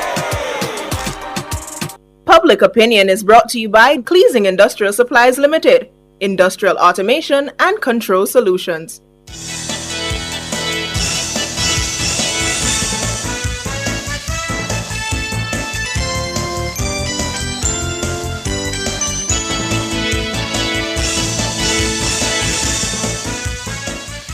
Good evening, and welcome to Public Opinion. I'm Robianne Williams. If you're in the hearing of my voice, I sound excited because of what? It's the TGIF edition of Public Opinion. Thank you so much for joining us. A special good evening to our friends on our YouTube. Thank you so much for watching. We invite you to weigh in live in the comment section on today's Public Opinion. And we're switching things up a bit. We're coming with an interesting question, something that, we think you'd want to answer. Yeah? A thought-provoking and fun question. That's what we have for this evening's Public Opinion. So let's hear your views. Which former Prime Minister would you like to spend a day with? A little bit out of the usual of what we would ask on a Friday. Which former Prime Minister would you like to spend a day with? Yes? Whether it be Alexander Bustamante, posthumously, or whether it be a current like the PJ Patterson, or, a Bruce Golding. Let's hear what the people have to say. I'll start with the comments on our Facebook. Winston say, "Me not sure. Manley was Jamaica's..." Wow. Wow. He's saying that he's not sure. He says Manley was Jamaica's chief destroyer. Siaga dead. I don't think I can read Winston because this is kind of a lot to process, Winston. But in the end, he's saying Andrew is educated, competent, and alive and kicking, so I prefer to spend a day with Andrew. All right. Philip Jackson says the Duppy of Bustamante and also Mama P. I love Portia. Shins for Life saying now that Portia is not well, I would want to give her a visit, but definitely Bruce, not in my cabinet. Golding, the general. Michelle Bernard is saying definitely Bruce Golding. Anthony Shakes also saying Bruce Golding or Papa Eddie. Eddie was a visionary, he says. Beverly Barrett says, if I want a good laugh, it has to be Mama P. I'm afraid of no girl, no boy, no. Okay, Shanna Scott says Bruce Golding for sure. I developed real genuine love for the JLB because of him. Audley Clark also saying Bruce Golding. Christopher Thomas is saying, please arrange for me to spend a day with the most honorable Portia Simpson Miller. All right. And let me see. Ginger Ale is saying Andrew Holness. Yeah. Xavier Seminar spend no time with no man. I would spend it with Mrs. Portia Simpson Miller. All right. Rosalind Buck says Bruce Golding. Neil Walters also saying Uncle Bruce. And he says he's a man of wisdom. Natalie Winter, to tell you the truth, Uncle PJ and Papa Bruce, I know they are good men in comparison to other leaders who had power and what they can do with it. God bless them and all. Continue to do so. Pamela also saying Bruce. Beva Baker says Siaga isn't alive anymore. So for me, none of them. I don't even like to see them. Wow, Beva Baker. Wow. And DP Murphy saying Percival James Patterson to learn a thing or two about how he dealt with all the verbal abuse he got. And Nicholson says Buster. So on Facebook, I believe that it's a toss-up between Bruce Golding and Mama P. Which former Prime Minister would you like to spend a day with? It's a toss-up on Facebook between Bruce Golding and Mama P. Let's turn our attention quickly on X. Griot is saying, I'm not trying to die, but it would be either Eddie or Buster. Okay. Andre Lawrence says, Bruce Golding. He has a wealth of knowledge setting on. I want to tap into it. Wow. Stephen Fox also saying Bruce Golding. Let's hear about, the saga. Okay. Nazca Litz is saying Donald Sangster, so little is said or written about him. Manny says Edward Siaga, the man himself. And Afghanistan Rasta is saying Bruce Golding. McHule is saying spending a day with former Michael Manley would be fascinating. I'm also seeing Edward Siaga here coming from DJ True Blue. Chantel says Bruce Golding while Dizzle Seminar spend no day with no man. Well, you can't spend it with Mama P, Dizzle. Dizzle, you can spend it with Mama P. It's a little in the mix on X. We've heard Bruce Golding several times being mentioned. Some of the past, Eddie, Buster, who are no longer here with us. We've heard those names too on X. Switching things over to our YouTubers. Let's see which former Prime Minister would you like to spend a day with? Let's hear what our YouTubers are saying. And we did say former, but I see people putting PM Dr. Andrew Olness in the chat. Samantha Gordon says Bruce Golding, the bright one. Okay. Let me see if I can get in some more. Samantha Gordon again saying Bruce. I see you, Samantha. Robert Smith says Mama P. Patricia, Bruce Golding. Precious Soul saying Siaga and Bruce. You have to pick, you have to choose. Leonard Seville saying Sir Alexander Bustamante. Yeah? Who done it says I'm seeing more Bruce Golding here. He's winning right now. All right, make we see where I go on. Make we see what's going on. Robert Smith, Mama P. Pekka is saying Bustamante. He was very witty and have a lot of historical knowledge. Yeah? Let me see if I can get in some more. Denval Plunkett is saying the best. Make we eat and we grow. Michael Manley. All right. Let me see if I can get in more here. Angela Jones says Siaga.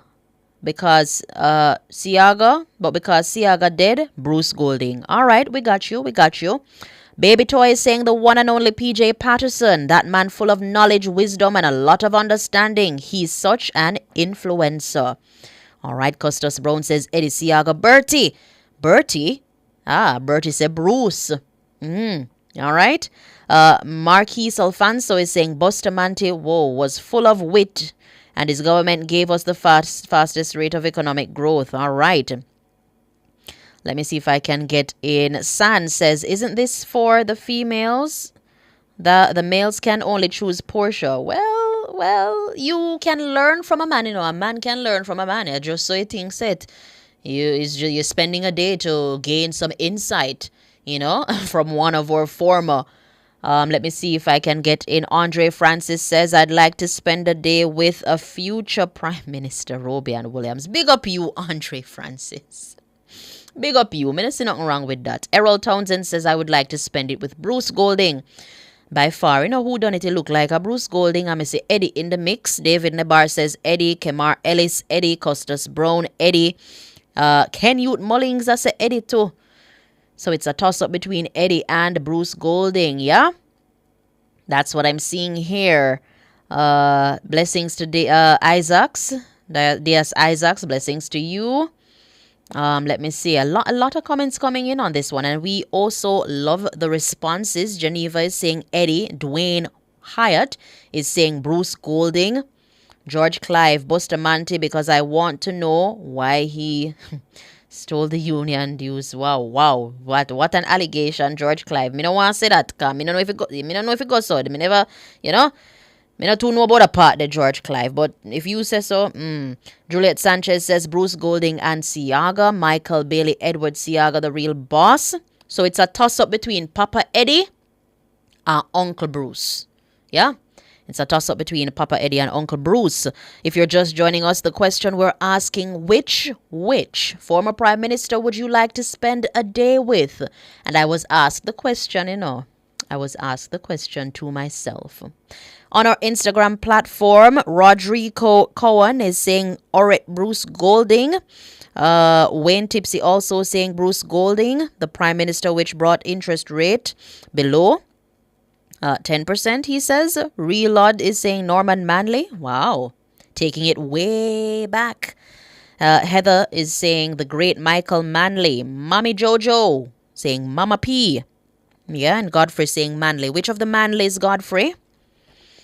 Let me see if I can get in some more. Toby saying Bruce just to interview him. What was he thinking?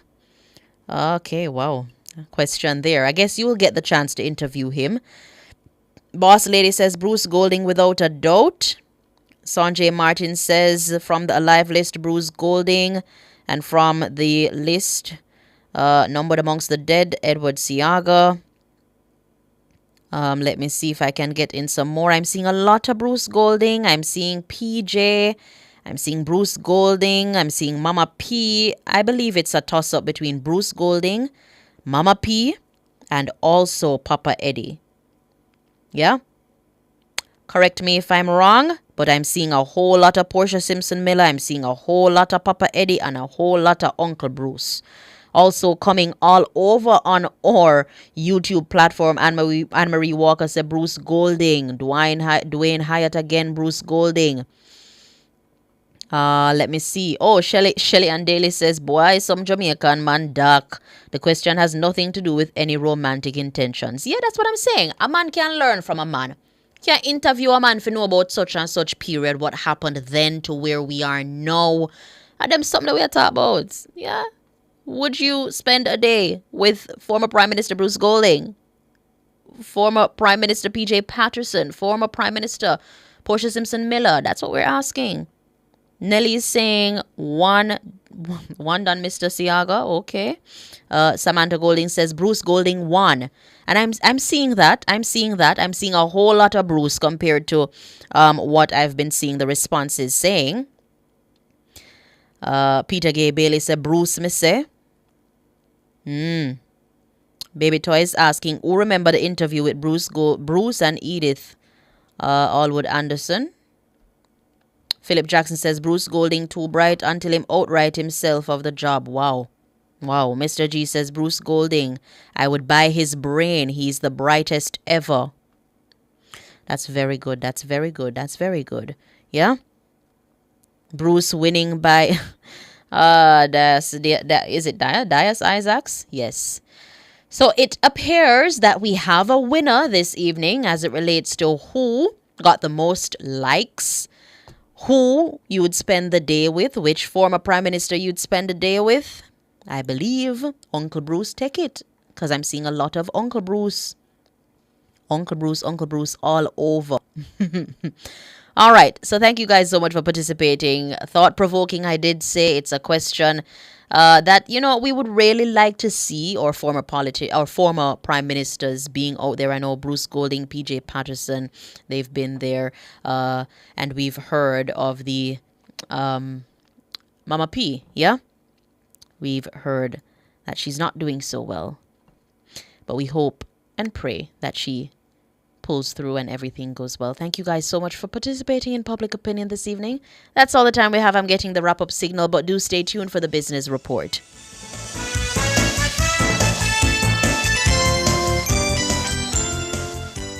Public Opinion was brought to you by Cleasing Industrial Supplies Limited, industrial automation and control solutions. Drive the most exciting new vehicles in Jamaica. Schedule your 2024 Ford Ranger pickup or Ford Everest 7-seater SUV test drive now. Call or visit KIG today. The time by KIG is 6:33. Hello, good evening, and welcome to Nationwide's Business Report. I'm Robianne Williams. Jamaica's point-to-point inflation rate has fallen to 4.9% as of October. Now, this represents a 3-year record low in the country's point-to-point inflation rate. That's according to the latest statistics provided by the Statistical Institute of Jamaica, Statin, on Friday. According to Statin, additional information from the Bank of Jamaica, the last time Jamaica's point-to-point inflation rate was below 5% was in June 2021. Meanwhile, the record low inflation rate remains within the Bank of Jamaica's target range of 4 to 6%. The UK economy barely grew between July and September, with uncertainty about the budget being blamed for the weak growth. The economy slowed over the 3-month period, growing by just 0.1% and shrank during September itself. Labour made boosting economic growth its top priority when it came into power, but Chancellor Rachel Reeves said she was not satisfied with the latest figures, which cover the first 3 months of the new government. However, many businesses have criticized tax rises in the budget, which they say will lead to higher prices and fewer new jobs. And finally, in the currency markets at the close of trading today, it cost 159 Jamaican dollars and 30 cents to buy $1 US, 202 Jamaican dollars and 84 cents to buy $1 British pound, and 115 Jamaican dollars and 73 cents to buy the Canadian dollar. That's the business report. I'm Robianne Williams. Have yourselves a wonderful weekend.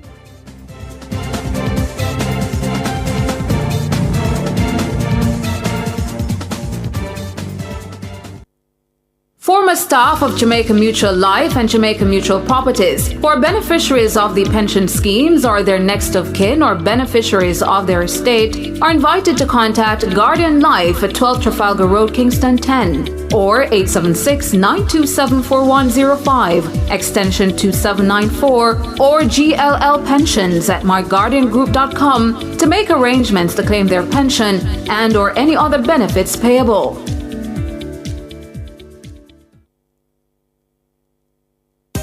Cleasing Industrial Supplies Limited are authorized distributors of international brands ABB, Omron, STC, Festo, and Thomas & Bet. They supply programmable logic controllers, photoelectric and proximity sensors, contactors and soft starters, power supplies, variable frequency drives, and much more. Visit them at 24 Dunrobin Avenue, Kingston, or shop 32 Overton Plaza, 46 Union Street, Montego Bay, or visit their website cleasling.net. Cleasing Industrial Supplies for all your industrial automation and control solutions. You can have it all. Company events, birthday parties, or the wedding of your dreams. It's all possible at Grand Palladium Hotels and Resorts. We have magnificent event rooms and a dedicated team that will make your event the best experience that only Grand Palladium Hotels and Resorts can offer. Contact us at 876-619-0000 or call your favorite travel agency and ask about our promotion designed especially for you.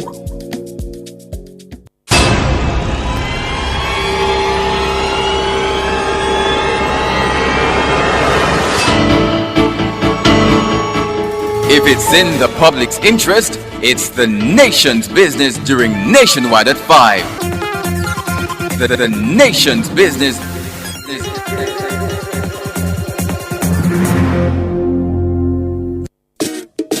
It's the weekend and the youth are taking over the airwaves. Yes, we are the new voices and faces of the Talk Up You radio show. The voice of the Jamaican youth right here on Nationwide 90 FM. After a busy week of work and school, come on wine with Jamaica's #1 youth radio show. We're bringing you entertainment, fun facts, and staying true to youth development and advocacy. Catch the action each and every Saturday as we roll out buzzy segments. What say you? Youth for chat, life skills, global connect, and Bust the Youth. That's the Talk Up Youth radio show, Saturdays 11 a.m. to 1 p.m. on Nationwide 90 FM. Talk Up Youth, Miss Effie. Talk Up Youth. Don't miss it.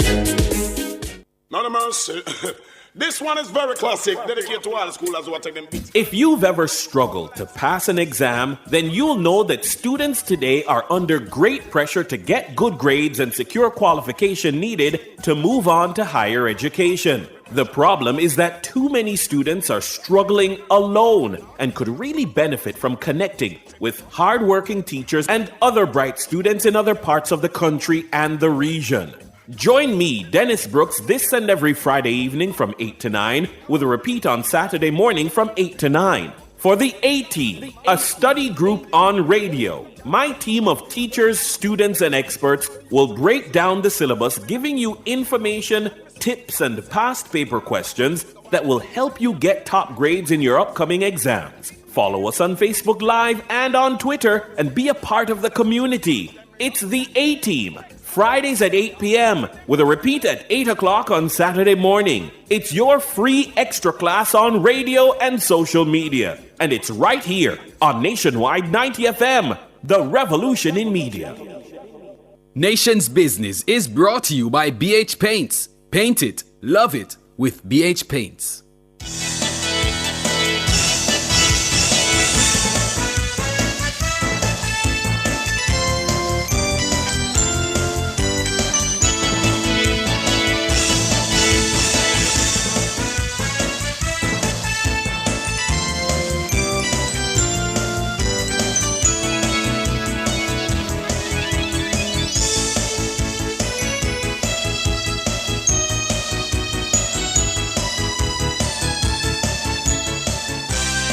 It's 6:40 p.m. and it's time for the nation's business. My name is Sanjay Lewis. My co-host Ricardo Brooks will join me in a few minutes. The Supreme Court has ruled against South St. Catherine MP Fitz Jackson in his suit against Scotiabank's check encashment fee. The summary judgment was handed down Friday afternoon. Mr. Jackson sued Scotiabank over a service charge he paid to cash a check in 2019. Fitz Jackson contends that he was entitled to the full face value of the $2,500 check after the bank withheld a $385 service charge. He says this is in violation of the Bills of Exchange Act. However, according to lead attorney representing Mr. Jackson, Anthony Williams, the court set aside that judgment. And in her judgment, she has ruled in favor of Bank of Nova Scotia, with costs being apportioned 80-20 in favor of BNS. And so she highlighted certain things in her judgment in relation to whether or not the Bills of Exchange Act was breached, whether or not the Bank of Nova Scotia had breached the law in relation to the encashment of checks and the imposition of bank fees. So the real issue in the case was whether or not Bank of Nova Scotia, and by extension, banks generally, had the lawful authority to impose bank fees. She was of the view that there was some code, banking code, that allowed them. And that's Anthony Williams, attorney representing Fitz Jackson. Despite the setback, Mr. Jackson and his legal team are vowing to fight on in what he sees as a bid to demand better treatment for the country's commercial banks for customers. He notes that since the launch of his suit, Scotiabank has ceased the practice of charging fees to encash checks, which he sees as a major victory. However, he believes this is not enough. Mr. Jackson now joins us. Good evening, Fitzjackson. Good evening, sir. And How good are evening you? to your Been a listeners. minute. Sorry? It's been a minute since we have spoken. How are you? Now I know why you said this to make the statement you made. Okay, I won't take it any further. Good to be talking to you again. Good defense. Wonderful. Yes. So, talk to me, Fitzjackson. What are your thoughts on the judge's interpretation of this case? Well, to begin with, I was and I'm not satisfied with the judgment for a number of reasons. The legal team and myself I will be going through the judgment in a fulsome way, but from the initial perusal of the judgment, we find much basis on which to mount an effective appeal against the ruling that the judge made. A number of matters that were before the court to decide on were overlooked, and we believe that the redress ought to be pursued. And I want to make the point, it's to be pursued not only for my individual benefit and interest, but for the interest of the public. And even in the introductory comments made by the judge in respect to the judgment, it was clear that the judge set out not to disrupt what obtained. I have an issue with that because my contention is that the law, as it relates to check encashment, was breached, and we intend to further establish that elsewhere. We would have loved to have the judgment we want in this instance, but for me, this is just round one. What do you make of statements made by individuals such as Damian King, economists, who indicated that we operate in a competitive environment, and we shouldn't we be pushing consumers then to be more vigilant and demand more instead of legislating prices, as Damian King put it? He indicated that it nearly always leaves consumers worse off. Your thoughts on that? I don't buy that argument, certainly. And I think his view is very myopic and limited. There are other jurisdictions, interestingly in the UK and in the US. The legislature are taking steps to accomplish many of the things that I'm seeking to accomplish in our jurisdiction, in those quote unquote free market and developed free market environment. So I think it's a selective argument. In the UK, for example, there is a legislation promulgated just August last year that requires banks not to charge any fee for people making withdrawal from their account, and go further and establish that in certain radius from each bank, such access must be made without any fees. So I won't even dwell on the gentleman's comment. He's entitled to it, and in our whole journey as Jamaicans and as mankind, there are always people who are going to defend those who indulge in practices which are unfair and unjust to others, and find all kinds of argument in its defense. I will continue to fight for what is fair and reasonable. But based on this ruling that we've seen, Fitzjackson, how do you see the ruling impacting Jamaica's banking industry and their approach to fees and customer protection? Do you think that they will now be more emboldened to charge those fees based on the ruling? Well, look. In the instant case, it wasn't about the fees across the board by banks. The matter before BNS was specifically as it relates to check encashment fee. Now, the bill which I've tabled in Parliament goes much wider than that, inclusive of check encashment fees, where it explicitly prohibits the charging of the fees. Right. There is nowhere in that legislation or any of my pronouncement to say that fees carte blanche ought to be. It's all about the exacting of fees or penalties for persons using their own monies in the bank. It has nothing to do with transactional fees when any customer seek to access or use the bank's money. It's in respect to their own monies. And therefore it's a penalty to have money. Bank. You're breaking up, Fitzjackson. Sir Jackson? We're not hearing Fitzjackson clearly at all.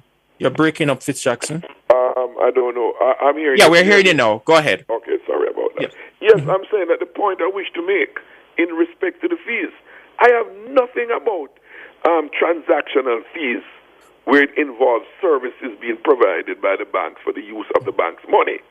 And we have a choice in that regard. But as it relates to the depositor's money, your money in the account, you ought not to be penalized. And there is no law, in my mind, that can deem that to be just. When the bank is a beneficiary of having your own account, having your own money there. They have a duty to protect it, and they are beneficiaries of the money. Why should the public be penalized? Yeah, but some would say, Fitzjackson, that the bank is providing a service to you, and the bank has to pay its staff. They have to maintain their office building. They have to maintain their internet, the banking system that they utilize. It's a cost, and that is how the bank makes their money. Respectfully, let me respond to that. It is for that reason why when banks take deposits, the law permit them to unlend their money, to use the money in their care, to make profit, and those costs that they incur should be at their expense from the monies that they make from having your money. Right. That's a simple difference. We're not asking about the bank to share their benefit from having your money. We're not getting into that. Right. The margins that they pay you 2% or 1% on your deposit. Their money's in their bank. And then they charge 15% for the money that they unlend. And nobody's asking for any portion of that which they make. We're simply saying, don't penalize us. Don't penalize the everyday Jamaican for having put the bank in the monies in your care that allows you to make a business off of it. Don't add extra charge onto them. If you want a loan from the bank and it's a processing fee and they're charging you X amount, that's between you and the bank. Mm-hmm. The issue of bank fees doesn't arise in that. We can talk about how reasonable those charges are, but that's a different issue. But when it's your money from which you are utilizing, monies from which they can make a business, a multi-billion-dollar business, why impose these additional charges? They never used to happen before, but they want easy money. Which takes me back now to the parliament, because the court mentioned that matters of law and consumer protection in the banking sector, they are for the legislature to address. You have been on record stating that the current legislation is inadequate in safeguarding consumers. Will you be going back to the parliament to raise this issue? Well, I have been back, I am there, and I will remain until we have a government in place. Don't speak about parliament in an hour. Mr. Jackson? Mr. Jackson? Mr. Jackson? Wonder if we lost him. It seems so. Seems like no. Mr. Jackson, can you hear? Yes, I'm hearing you. Sorry, you were breaking up. Could you repeat that? The answer to that question? Yes. No, not hearing him. All right. Well, yeah. While we check the line, I'm particularly interested in that answer, Sanjay, and I'm also interested from the perspective of whether it is Mr. Jackson's commitment, or he has got the commitment from his party, that should it form the next government, that would be a piece of legislation it would pass. Yes. Mr. Jackson? Is it any better? Much better. Yes. Much You're better. responding to Sanjay. Yes, Sanjay, I was making the point, is that I don't think you ought to refer to the parliament in an abstract way, because there is a bill before the parliament that gives the parliament the opportunity to act in protection of the everyday Jamaican and their interaction with the banks. It is that this government has refused to act in protection. And what is ironic is that when the people open their mouths too about it, we hear some sort of crocodile tears. It has come from the Minister of Justice, the Prime Minister himself, the Minister of Finance, and we have all heard it. Yet they have not acted as they can and ought to in protection of the everyday Jamaican. And that's for that reason. Don't forget The bill went unstabled, was voted down by the government en bloc. The opposition voted for it in protection of everyday Jamaican en bloc.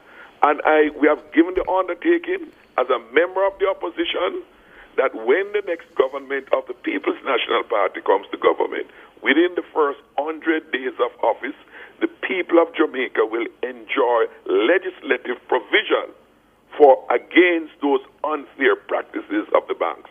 That is a guarantee and an assurance being given to the Jamaican people. So you've gotten that. Judge us against that. You've gotten that assurance from your party leader and president. Yes. Mm-hmm. We have taken a decision on that. As I said before, evidence of that is that we voted for the bill Yes. en bloc. Mm-hmm.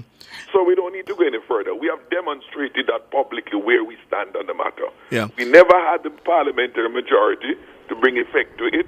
When we form the next government, we will use that majority, not in protection of special interests, but in protection of the vast majority of the Jamaican people, because we see it as our duty, we see it as an obligation, and we believe that fairness demands that of us and every reasonable Jamaican. Do you also have the party's support on the legal side in continuing the legal case?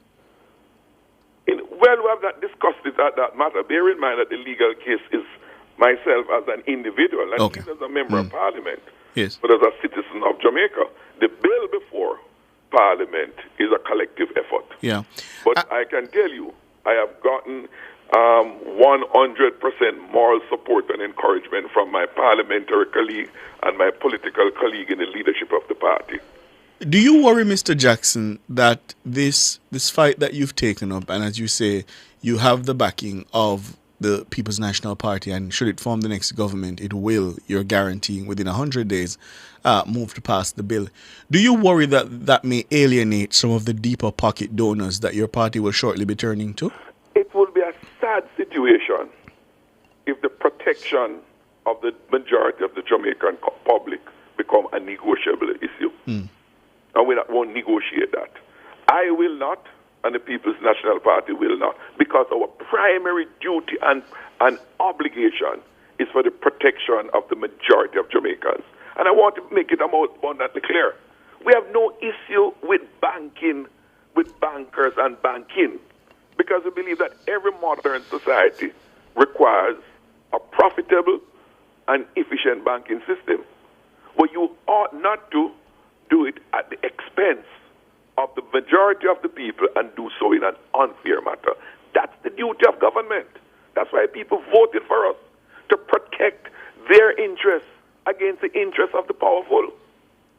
The will and the interests of the people must and ought to prevail at all times, regardless of what the consequences are.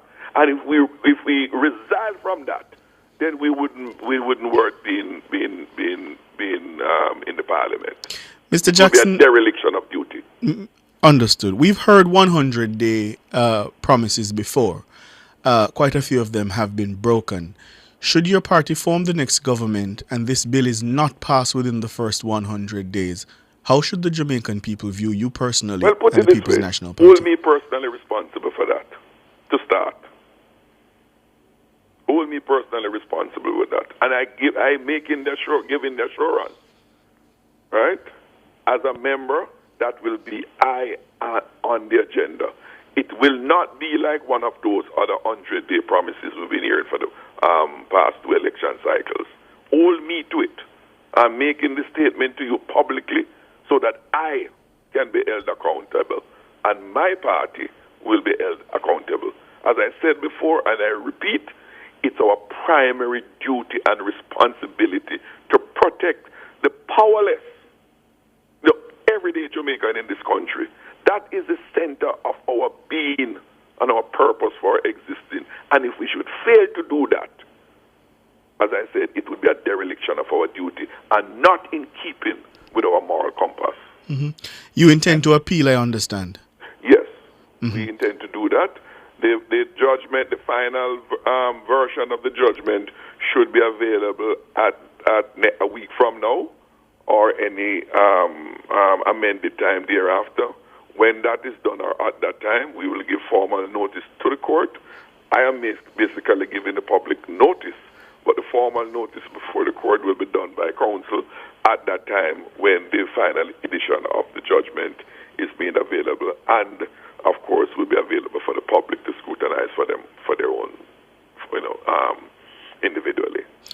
Go ahead, Sanjay. And will your party be joining you in that suit, Mr. Jackson? Because you indicated that you did the initial one as a private citizen.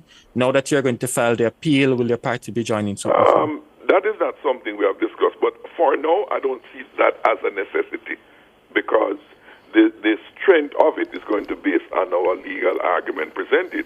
Interestingly, the Bank of Jamaica was enjoined in the matter with BNS, and so was the Attorney General. What I dare to say is that it was in the interest of the BOJ for a ruling in favor of BNS, because if it was otherwise, it will confirm their own dereliction of duty. So they have a vested interest by virtue of their dereliction of duty for BNS to prevail. There are some who say, Mr. Jackson, that banking fees aren't new, and you never pursued the matter as aggressively as you are now when your party formed government. How do you respond to those criticisms? For the records, this matter commenced while I was on the government bench. Yes. In 2013, as a member of the governing party, I tabled the motion, and it was deliberated on in the Economy and Production Committee, a bipartisan committee chaired by the then opposition, Mr. Carl Samuda, made recommendations out of that extensive consultation with the entire banking sector and other members of the public. It is the recommendations, those bipartisan recommendations, that the government that subsequently came into being in 2016 when the administration changed, failed to act on the recommendations that were advanced by Mr. Carl Samuda, who was subsequently a member of the cabinet. It is because of the failure of the government to act on a recommendation that their membership and leadership had agreed to and supported, why I had to go further. So all I did, was take those recommendations and put them in legislation because of the intransigence of the government to act. So you reject the criticism that you're acting out. You reject that criticism. Not only do I read the facts, does not support the claim. Yeah. And I'm very welcoming of that point you raised, because from the very beginning, I sought for it not to be partisan.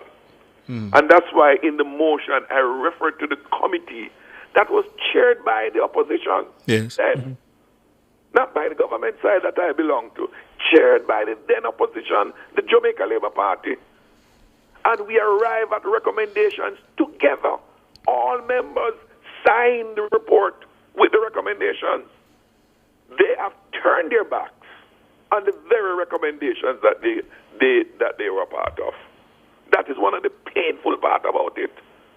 They turned their backs on the protections that they said was imperative to protect the public. Once they had power in office, they forgot about the people. And I'm saying, hold us. The records up there in the parliament of the position of the People's National Party, and we will stand by our word. The first 100 days, he says, if the People's National Party forms the next government. Point too, yes. In closing, in it all, notwithstanding that today's judgment was not the one that I would have wanted and will be pursuing further, is that out of this matter, BNS has now abandoned their check encashment fee. And that was in their submissions. By a matter of policy, they have abandoned it. So at least the public no longer have to face those charges. And I'm welcoming of that. So there is some successes in the interest of the public, but there's a lot more that needs to be achieved. Look, man, in this trying time of economic hardships that people face, why is it that the super rich in this country must get richer at the expense of everyday Jamaicans? And the government sit and refuse to do anything at all. And we must just sit back and embrace that. I don't sign on to that. I don't sign on to that. And if it's the last iota of energy in my body, I will fight because it's what is right. And I invite my fellow Jamaicans to join me in this battle for our protection. Not about the People's National Party, not about the Jamaican Labour Party, but for us as Jamaican people. We must be prepared to stand up for what is in our interest, regardless of whether anyone is prepared to do it. We must be at the forefront of our own protection. Fitz Jackson, Member of Parliament for South St. Catherine. Thank you so much for your time as always. I appreciate it. My pleasure. All the very best. All right. All the best. You heard it there. First 100 days, should his party form government, they will table and pass the bill on banking fees. 3 minutes after 7, we're going to take the break. And after the break, will be time for... Okay, let's take the break and come back with more.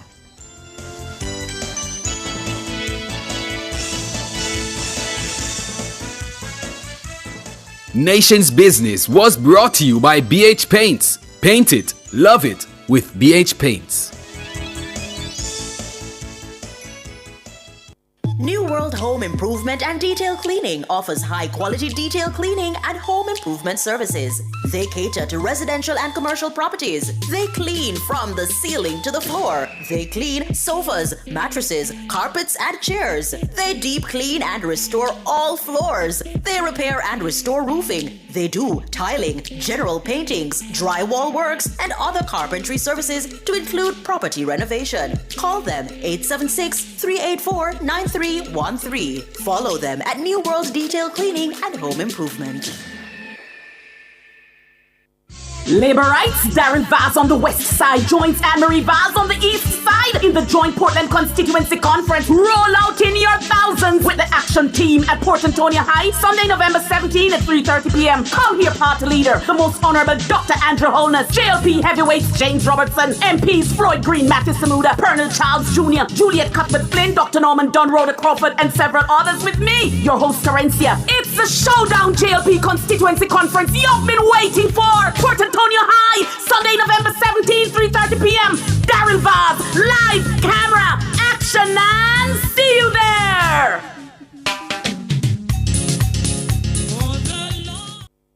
Are you ready to turn your sales and marketing skills into high earnings? Nationwide 90 FM is searching for business development executives to build lasting client relationships. If you have experience across all stages of the sales cycle and possess strong communication, negotiation, and time management skills with a proven sales track record, this opportunity is perfect for you. Join our team and work with the top corporate brands, media agencies, and of course, our on-air personalities. Enjoy networking opportunities, professional growth, and competitive commissions. Ready to take the next step? Send your resume to hr@nationwidenewsnetwork.com today.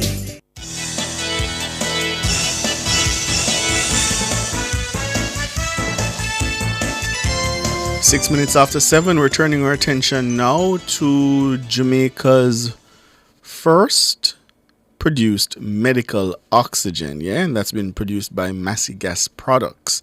Now, Massy Gas Products Jamaica, under its IGL brand, recently made history with its inaugural export of locally produced medical-grade oxygen. The landmark shipment, with 16 tons of liquid medical-grade oxygen, left the island on November 9 for the Bahamas.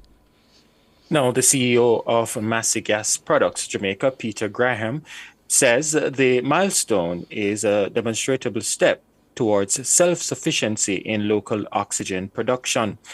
He says it reinforces the company's sustainability development goals, bolsters job creation, and supports the government's vision for an export-led economy that drives foreign exchange earnings.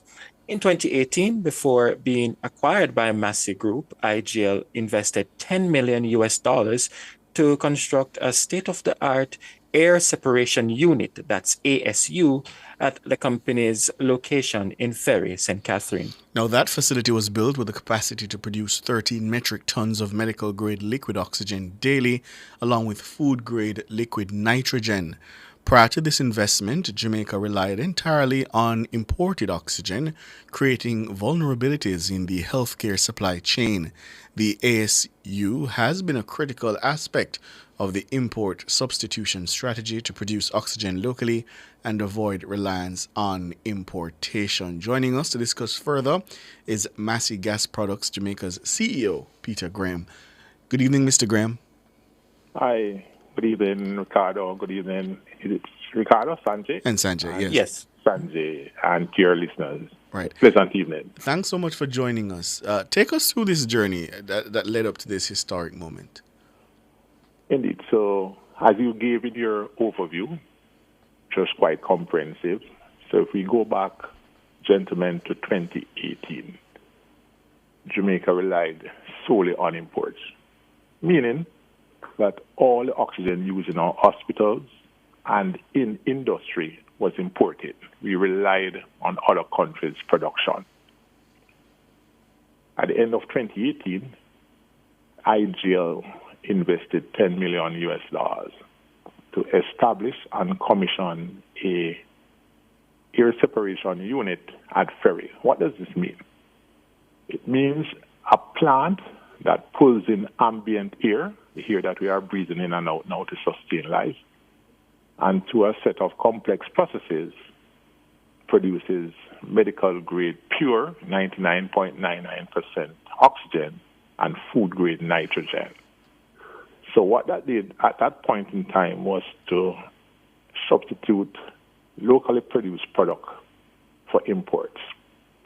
But from then, our vision was to add capacity over time and position us to be able to meet the local demand and export. And as you said, last Saturday, we achieved that milestone with our first shipment to the Bahamas. And you mentioned that the shipment of 16 tons of oxygen is a step towards this self-sufficiency within the local oxygen production sector. Talk to us a little bit more about the exports and how does this reinforce that vision? Because we remember COVID and what took place in COVID and not having enough oxygen to supply our hospitals. Right. So let us be clear. The pandemic was a once-in-a-century event. And demand for oxygen at that time rose as much as fivefold. So the initial forecast for demand in 2018 obviously did not compensate or did not make allowance for demand that was consistent with a pandemic. So during the pandemic, yes, there were points in time when the demand exceeded local production and we had to rely on imports. But I must say, and say categorically, had Jamaica gone into the pandemic without any local manufacturing, then the results would have been exponentially worse. So we struggled, admittedly, but once we came out of the pandemic, and as you guys would have recognized, there has been no mention of any issues with oxygen supply at any point in time subsequent to the pandemic.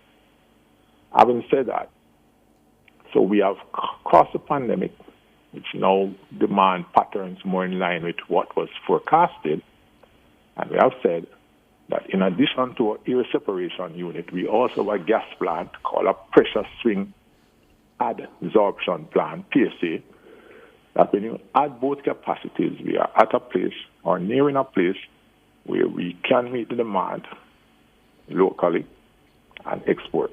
And that is the transition we are making. And as I said, and as you said earlier, it supports the government's thrust to be an export-driven economy. We need to export to create prosperity for our people. Mm-hmm. And let's talk capacity because, you know, a lot of times, you know, we hear a company make an announcement of, you know, a historic first, and then you wonder, is this something that they can sustain? And if there should be a call on the capacity, can they generate enough to make a solid impact? Yes, it's a good question. So, like any other thing, you make forecasts, you anticipate demand, projected demand into the future. And yes, we believe that what happened on Saturday, our first, in 2025 and beyond, we envision growth rates that our capacity will be able to handle, not only in Jamaica, but other jurisdictions. So Bahamas is the first. Mm-hmm. We expect to be exporting to other jurisdictions over time. And is there a high demand when you look across the Caribbean for oxygen? Well, all healthcare systems, wherever they are, require medical grade oxygen. And apart from Trinidad and Tobago, Jamaica is the only other English-speaking Caribbean country that produces medical grade oxygen. So we have an opportunity to export to other markets, and the demand pattern will follow. We have certain trends from the health professionals that give us an indication of what the demand will be and how it will grow over time. And as I said before, we believe our capacity is aligned and be able to withstand and meet that capacity and that demand over time. Yeah. And talk to us a little bit more about the decision to invest $10 million in the ASU. Well, the directors of IGL at the time felt that relying on imported product for such a critical product was not in the best interest of the country. And we saw that in the pandemic, where there were times when oxygen was available. There were no containers, we may have delays in shipping, weather patterns. So a more reliable source would be a source on island. Mm-hmm. So the decision was, one, to move away from reliance on other countries' imports, other countries' production, excuse me. And two, to have a situation where your source of production is closer to your use point, which of course is the hospitals. Mm-hmm. So it was to shift from imports and bring your point of production closer to your customers. So those are the driving factors. And of course, we'll be saving foreign exchange. And on one day, as we are now, reverse consumption of foreign exchange to generation of foreign exchange. Mm. And what about plans to expand the ASU capacity? Is that something that your organization is considering? Not in immediate term. The plant is scalable, meaning that we are 13 tons per day, and the plant has the wherewithal to go up to possibly 16. But we do not see the demand yet that necessitates an immediate decision for expansion of capacity. Mm-hmm. And as it relates to quality control and regulatory compliance, how are you with that? Indeed. Well, the plant is ISO 9001 certified to begin with. And at Ferry, our quality system, we have very sophisticated testing systems. Gas chromatograph is one such. We are one of the few companies on Highland that have that capacity. And we deliver oxygen at 99.99% purity. Mm-hmm. And that's a requirement of our customers at the hospital. So we're confident that quality is assured, and each product that leaves our Ferry plant is consistent with the quality standards expected. Yeah. Well, all the best with it. We'll continue to watch as your group, Massey Group, continues to do good work here in the country. Thank you as always, Peter Graham, for your time. Most welcome, and have a good evening. Take care. Have a good evening. Peter Graham is the CEO of the Massey Gas Products. Well, it's time to take your calls. We are going to take a break, and then when we come back, the phone lines are open, 630-937-124 and 618-8255. We take the break.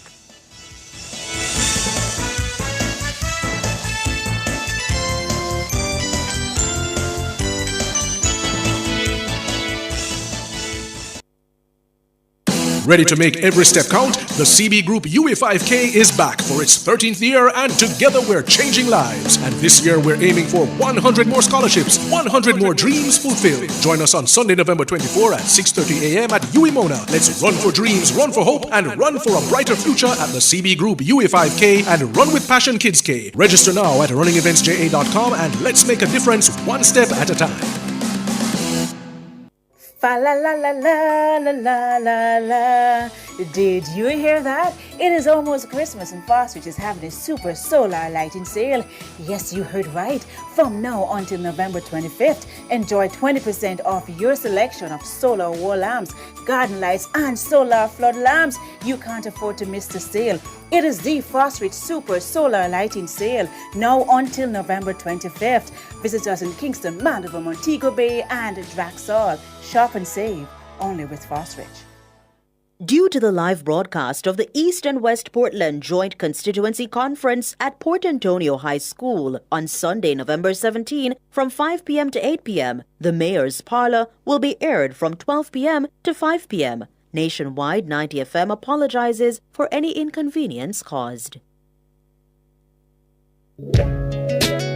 Do you have a consumer-related issue? Want to learn more about matters concerning you as a consumer? Well, keep it locked to Nationwide 90 FM for the Consumer Hour with me, Nora Gay Banton, weekdays from 9 to 10 a.m. For all your consumer-centric matters, stay tuned to the Consumer Hour on Nationwide 90 FM, a revolution in media. Labor rights, Darren Vaz on the west side joins Anne-Marie Vaz on the east side in the joint Portland Constituency Conference. Roll out in your thousands with the action team at Port Antonio High, Sunday, November 17 at 3:30 p.m. Come here, party leader, the most honorable Dr. Andrew Holness, JLP heavyweights James Robertson, MPs Floyd Green, Matthew Samuda, Colonel Charles Jr., Juliet Cuthbert Flynn, Dr. Norman Dunn, Rhoda Crawford, and several others with me, your host, Terencia. It's the Showdown JLP Constituency Conference you've been waiting for. Port Antonio High, Sunday, November 17, 3:30 p.m. Darren Vaz, live camera, action, and see you there!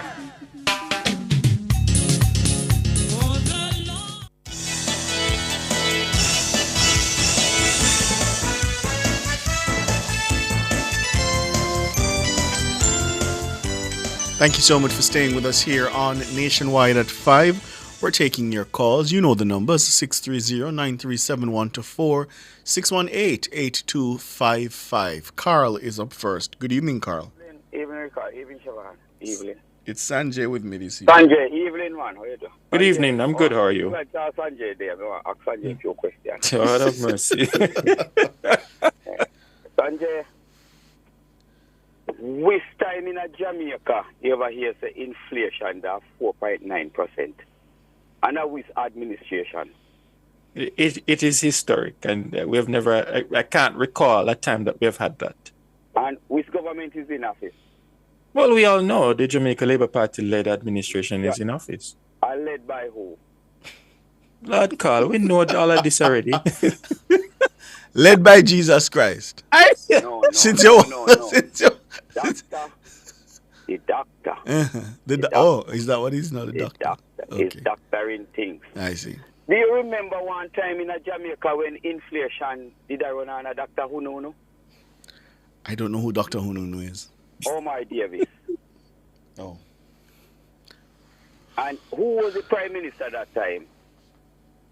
It was P.J. Patterson. P.J. Patterson.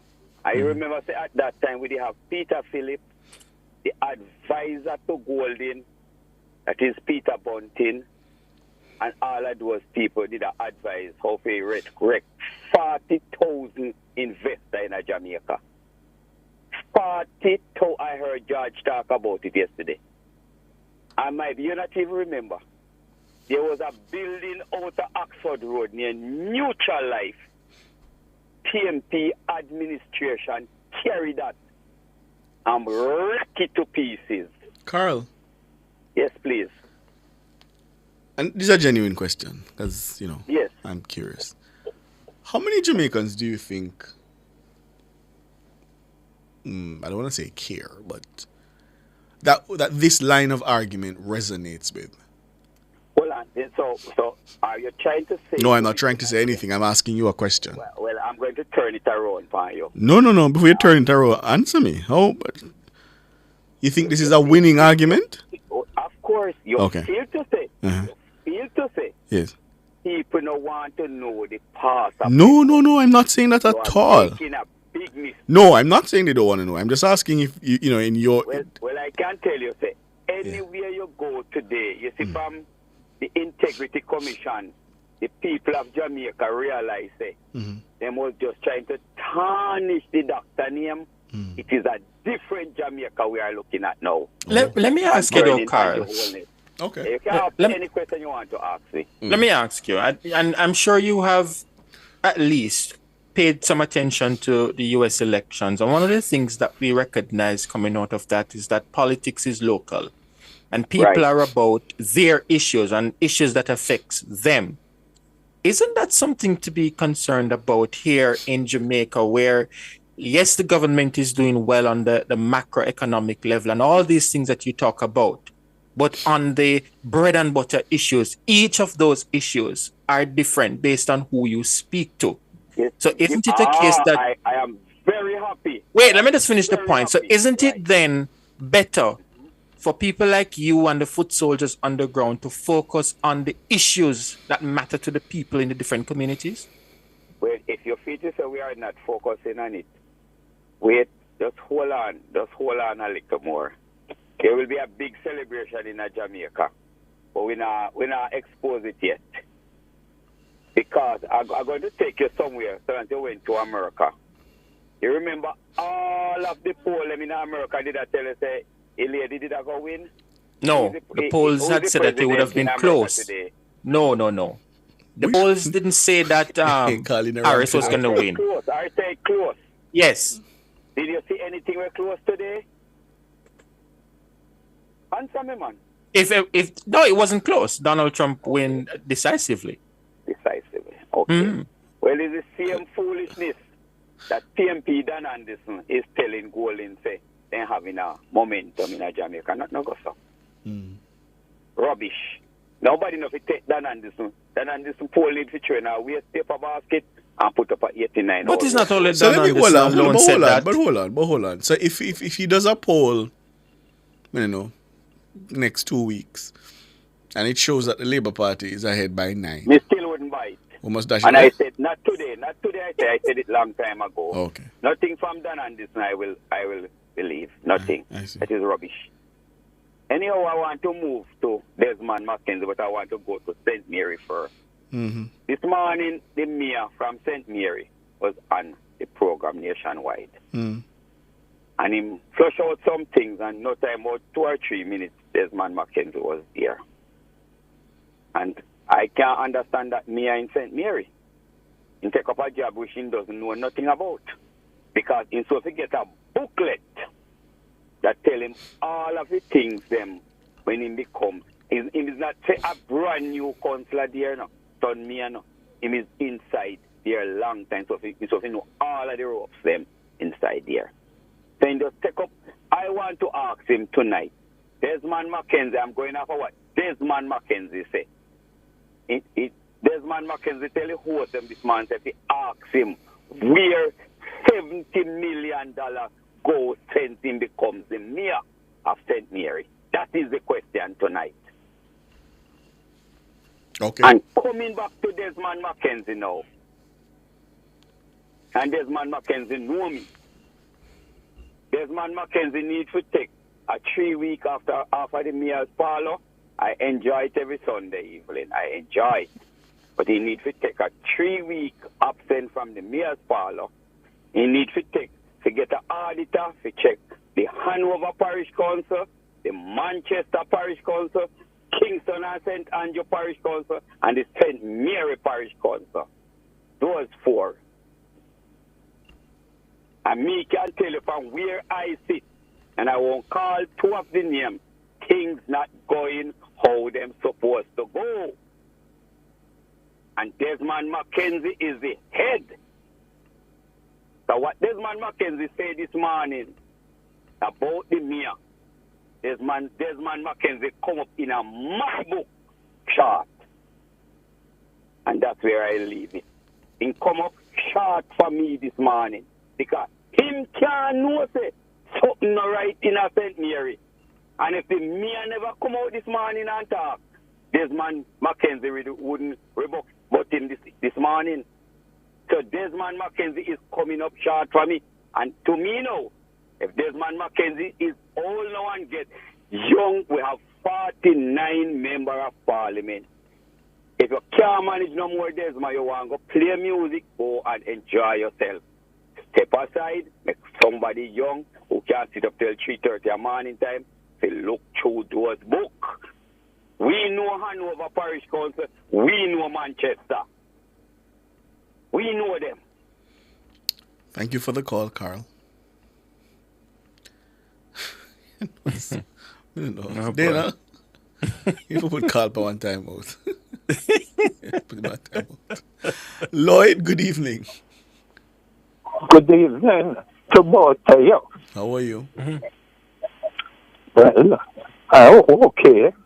And I hope the both of you is the same thing. We're doing well. Yeah.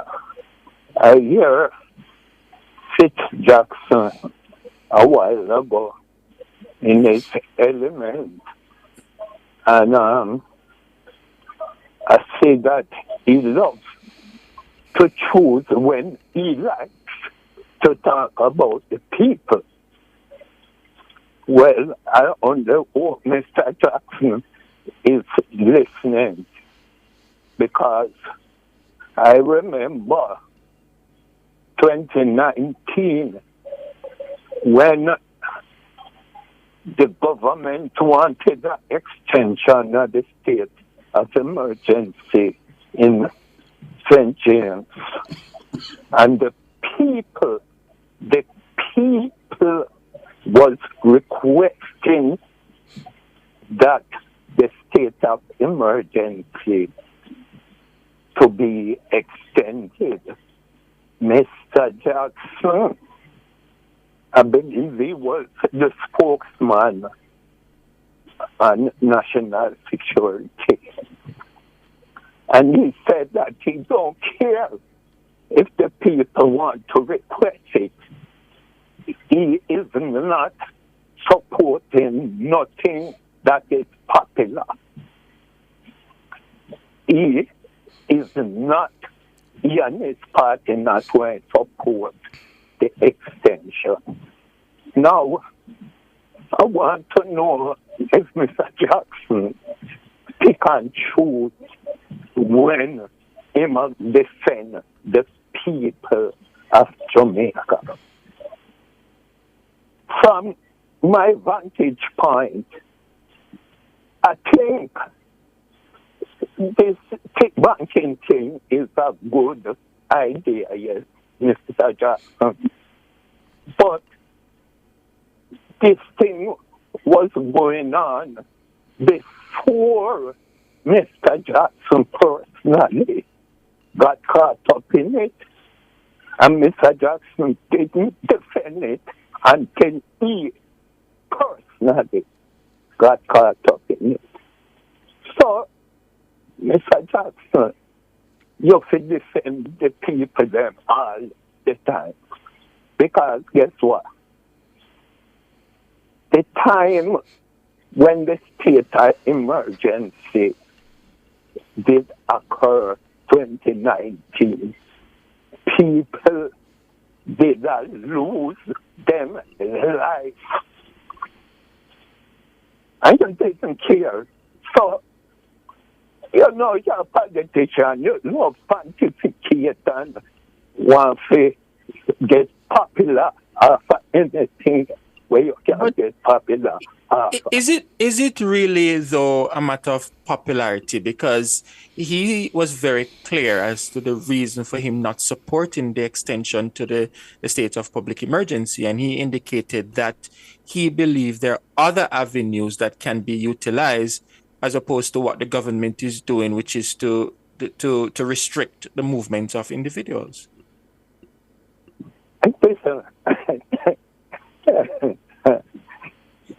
It was Mr. Jackson's party who brought on the state of emergency in 76. Didn't he ever report against that state of emergency? Never. So, them on they come and try to bring off certain little things when them feel like not for the benefit of the people. Remember, the people said they want it, and people them did that suffer. And at no time, Mr. Jackson can say that the government was instituting that state of emergency like the PNP in 1976. Nowhere. So I don't excuse, paltry excuse. So Mr. Jackson and the PNP, who don't feel proud, say, who don't support the state of emergency because no one thing you would say as a political weapon to say crime is the artery of these years to the government. That's all. That's all. All right. Thanks for the call, Lloyd. Cleveland, good evening. Yes, good evening to you both. Good evening, Cleveland. Good evening. I don't even hear the opposition commend the police for trying their best to bring down crime. Not a word from none of them.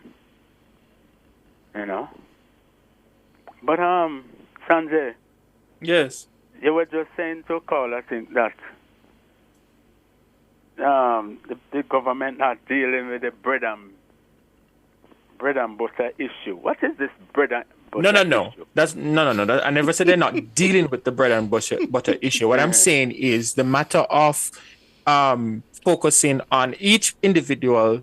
They have their own issues within their communities and whatever. The government speaks broadly about the macroeconomic issues and how they're addressing those broader issues, right? But there are issues that are unique to individuals, and based on the community that you go to, people have different reasons. Some people want the government to focus on the road in their community. Some people want more attention be given to schools. So the issues are unique to different individuals, and it is difficult, as I indicated at times, to focus on those, but people vote based on their issues, not necessarily the broader things, and we saw that happening in the US. So that's what I'm saying. So the government speaks widely about the bigger issues, the macroeconomic issues, and rightly so, because they're doing a good job at that. That is but I can tell you, but attention also has to be placed on the smaller issues. But I can tell you, Cleveland, what are the bread and butter issues? It's the price of groceries, supermarket. It's the cost of, gas. It's the potholes all over the road that cars keep dropping. Those are the things that people... As Sanjay said, no. You see, we must be careful, Cleveland.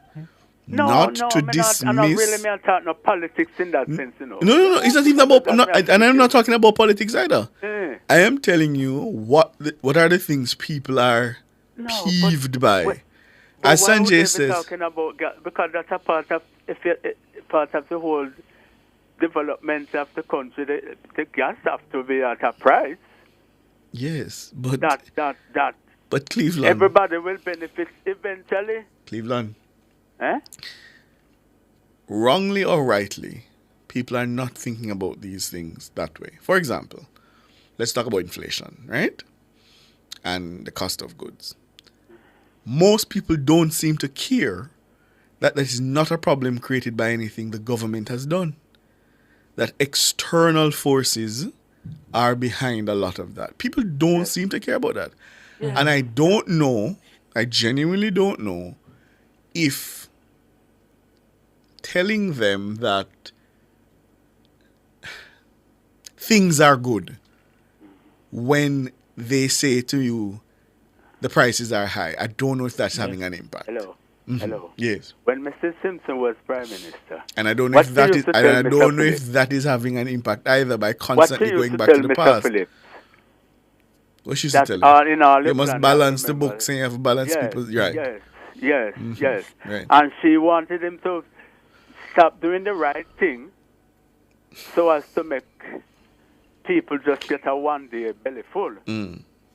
Right? Right. And I don't but- think the government must do that. Let me share something. I understand that reasoning. We'll get you. I understand that reasoning. I don't have a difficulty with it at all. I accept what you're saying, that you need a long-term plan and you need to stick to it to come out Yes. on the other side. But I get that. But the getting there, Cleveland, you have to admit that a lot of people are finding that very difficult. Because even this Cleveland, you hear today in the news, point-to-point inflation is at an all-time low. When you speak to the Or man the in lowest the in community, three years. Yeah. But What is you it? What is people it that? who know better must try and help the But- people to understand that. Because some of Yes, the people Cleveland. they have coming But hold and on now, discussing hold on, about the Cleveland. Because economy. even if you celebrate that, and that is something to be celebrated, when you go into the communities and you have a conversation with someone in those communities, they don't care about point-to-point inflation being so we low. break the people them bad. We break them bad and believe that they must just wait and hand out. Who is They're the not- we that has it's who is saying- who is they're the not we that has broken them when bad? they go to the clinic, when they go, and clinic is more available to people now. And they get the prescription, they can go to the health fund place and get any amount of medication for nothing, for free. You know who created that system? The we that you're talking about is the politicians. Yes, They are the ones who yes, but created it that don't- but it don't dependency just system. come so. If the government trying their best to make these things available to the smaller people, right? And that is what our people need to understand. We can't just hand out money and give people because you want them just believe that you're doing good for them and so they will vote for you. You see? But people need to understand that you'll have to feel some pain in the meantime and live with it, because you can't subsidize food price here in Jamaica that way, sir. Where you get the money from to do all of that to subsidize food and stuff. The road is the same thing. The government just trying its best now to tackle the road. The roads, these roads are bad from Donkey Hill before you two young people born. Right? Lot of the roads were bad. And the government just come to know that they can get some of them fixed. Because you almost have to be making over road. You see? Yeah. You see? But I don't know. Sometimes some of the people them who come on and know the difference of these things and inflation and what caused inflation, they're not making us know all of these things, you know. Here's my Government, concern. The government not dealing with the bread and butter issue. Here is my concern, Ricardo and Cleveland, and I hear you, Cleveland, and I accept the point that you're making. My question now is how? How are we going to change that mindset? Because with everything that we're seeing happening in the country, and all the successes that the government boasts about, when you look at the polls and the results in some of these constituencies, it is said that it's going to be a very close election. Yes. When you talk to the people in the community, they talk about their issues not being addressed, even though you hear the government talking about the need to fix the road and the Spark program that they're coming up and all these things. Why is this not translating into the people understanding? That is not being addressed. Yeah, but I want to know, the question is, why then is this not translating into the people understanding? It's in the news. Yes, we because talk about those this every day. Because those people are the lazy one who sit around and you have like the opposition encouraging them that way, because all they're going around and talking these things. That They're is not it. telling So the how are we people going to change? they go How and make it different. then can anyone change that mindset? And this is beyond even the opposition and the government, but change the mindset of the people. Well, the people who have better understanding of what is taking place need to make them get known to the people. I guess they're not voting. Mr. Clark. Mr. Clark just live below where I live here, you know. Mr. Clark, who is Mr. Clark? The same Mr. Clark, where the soldier then let go about shot in this one little man. Then kill him more than 21 times. Keith Clark. Keith Clark. Yes. And just live below me here, you know. Okay. Yeah. Very humble man. And I can't see my dear life why man is going in my house and like so much shot upon this one little man. And then now for it to end up now that nobody is charged. Well, somebody was charged, but nobody has been found guilty or liable for it. Well, then make sure that the evidence not available. Well, I don't know. I don't know if that that Why wasn't did wasn't borne out in Mr. court. Bunting sign for immunity for them? I mean, Why? you generally provide immunity to soldiers who are on operations in a state of emergency. Peter Bunting wasn't doing anything that was outside of the norm or irregular in that regard. Why then we can't do them something? Because there, remember, you have a state of emergency and they were after a notorious fugitive. So you generally give your law enforcement. I still wonder what could carry those guys into Mr. Clark's house. Yeah. Just to be clear, the three who were on trial have not been identified as having They been identify them, son, but even by as having been liable or guilty. Make them sign for these whatever they're coming out with. They can just take up them thing and come out with it just so. They go now ammunition. And for them to have so much ammunition to end out with empty it up and want somebody. No, All right, Cleveland. Them Lord, they trust me. Dean, good evening. Hello. Good evening. Good evening. Hello. Good evening. Hello. Hello. Not hearing. Good evening, Dean. No, not hearing Dean. Errol, good evening. Good evening, sir. Good evening. Yeah, what's up? Not much. Yeah. Me can ask you something? Yes, sir. A Jamaica alone prices gone up for food. No, sir. No. So some people make it like a Jamaica alone. Everywhere in the world, America, everywhere, prices gone up for food, don't it? That is true. Yes. So them are going like a Anjo one this alone make food prices gone up. I go on. Don't it? Yes, you mean the Russian-Ukraine war? Russian, Ukraine, Israel. Brother, hear me again. You see, Pick Jackson, him to take away himself. Why? I don't mean why. When killing are going and everything are go up and the government call the state of emergency to bring down crime and the people they want it. What the opposition do?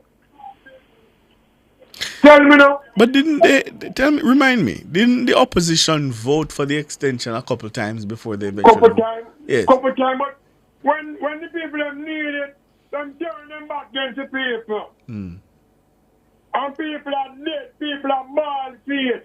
Yes. And them no want sign fee, because them say they go help. And them no want that. They want crime to rise up with people say the government can't control crime. No, you genuinely believe that the PNP wants crime to be high in Jamaica? Of course. I don't think so. PNP they're behind crime because they want to bring the land job. No, I don't think so. But Siobhan. Ricardo. Whoever. Me no want you tell me nothing. Me tell me that's all I'm saying. You Siobhan. This is not Siobhan. How would it? This is Ricardo. Ricardo, you're young in this one, man. Oh my God. In this That's so long 1970 me in this thing. Yes. You know what is what? PNP government at destruction. Okay. You hear me say? All right, my brother. Just want to make it. He's trying to make his point, regardless Look of at who's Siobhan or whosoever. Who done it? Good afternoon. This is who done it from YouTube? Yeah, Ricardo. What a gun. Who done it indeed? What a Good gun. afternoon, Yes. YouTubers. Good afternoon, Sanjay. Good afternoon. I just like to talk about a particular matter, but before I go there, yes, just to touch base quickly on three things that Carl mentioned. One, do you think it would be good for an audit to be done of all the municipal prior to municipal election, and would say the same for a general election, that all the ministries should be audited, so nobody can be, blame each other for, any form of impropriety, etc. Fair. I wouldn't object to that. So you want to know what the state of affairs are before the government changes, if it changes. Yes, I mean, like of what is happening in the St. Mary's Municipal Council. Mm-hmm. No, yeah, that's fair. Yeah, wouldn't have a difficulty with that. Yeah, the other thing is the people now who are saying they are not feeling it. Mm-hmm. Yes. In my view, I don't think that my party, JLP, should take that lightly. They should embrace it carefully and look into what is it they can tap into to respond to that. And as I said, in my view, I believe that a special economy should be able to embark on to establish something where you would invite them to say what is your business and your turnout, etc. I think I did deal with that last Monday sometime when I called. And that's a good approach. And that's a good approach. If I can just add to that, it's a good approach to take as someone who supports the government, right? Because when you speak to other individuals who are supporters of the government, they are more defensive. Some of them, but it's something that you have to take heed. And again, Ricardo and I spoke about it on air. Look at the U.S. and what took place in the U.S. The Biden administration did relatively well when it comes on to the economy. But when you go into the different states, people talk about issues that affect them. Price of egg. Yeah. But what happened, before I go to my main point, there was a situation with remember when there was the incursion in Tivoli, and there was SOEs left, right, and center, and for the first time we saw where gangsters were on the run. And this occurred only under a Bruce Golding-led administration. And they had the criminals on the run.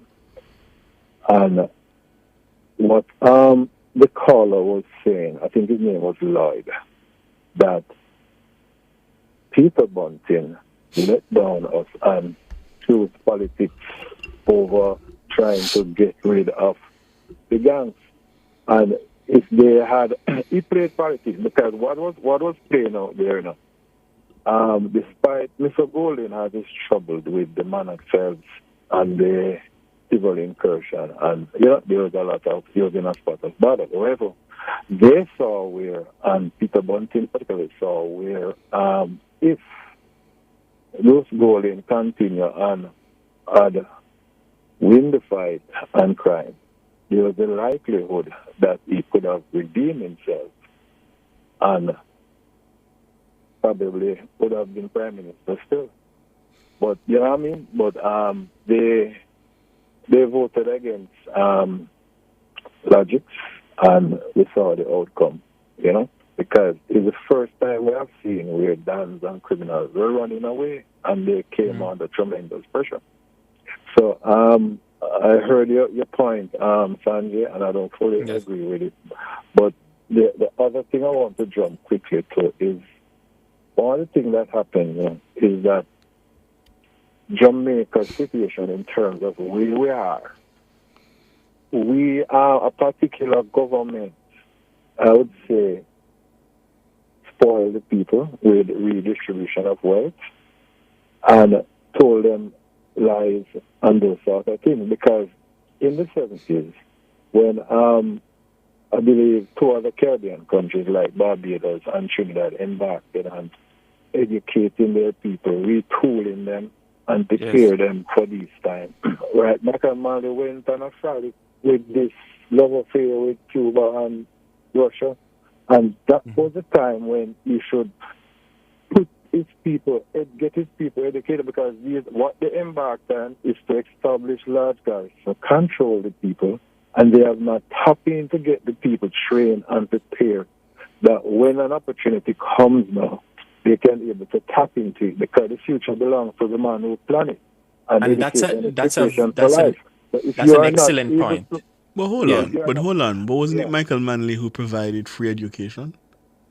Yeah, but here the problem. Or was this free education? And even the Jamal. Oh no, just because you said no. I just were attending the classes and you have one. No man, I'm just asking because you said that while they were retooling and educating their people, he was off on a frolic. So I'm just trying to understand how you square that. The free education, it only go. I'm speaking way beyond. I mean, they have not tapped into the trade cadre of people. Ricardo, where you need to know of a broad-based situation where you're not only looking at people who can go to UE and go to other institutions. You're looking at getting the trade center up, like what Mr. Serga came and he upgraded them. A lot of them were sitting down there with big cooks and all of these people and a lot of bills at the end of the day, just like the Jamal thing, big pull, and not was really function and structure. Management. If I could respond though, I want to respond to Ricardo though, just a second, because the challenge that we had in the 70s was, remember, Manley was pushing this idea of socialism, government owning a lot of the resources, the means of production. And when we had the issue with the bauxite levy, we didn't have enough money to fund all of those things that he had started, which is why we had to go to the IMF. And when we went to the IMF, that is when we had the structural adjustment. We had to make cuts. And those critical areas, such as education that you speak about, we had to cut back in those areas. And I think that was a turning point for us. And coming back to your point now, where countries like Barbados was looking on re-engineering and spending in areas like education, we didn't have the money to do it. No, what that mean? I don't understand this. Don't have the money, because remember, Michael Manley got a good economy. We have a 14% growth when he took over from Shearer. And what happened when he was voted out? We ended up into a negative growth because again of the matter of socialism, putting all our eggs in one basket, and then we recognized that the bauxite levy couldn't fund what we were doing, and we had to go to the IMF. All right, hold on it. Money. I have to give somebody else a chance. We're almost out of time, and others are on the line. Thanks for the call, my brother. Kenyatta, good evening. Good evening, Ricardo. Good evening, Sanjay. Just Kenyatta Powell? It's Kenyatta Powell? Yes. Oh. It's me. I just want to address one point as quickly as possible. Mm-hmm. So, I maybe several of your callers have spoken about this issue of state of emergency and the PNP voting to stop state of emergency.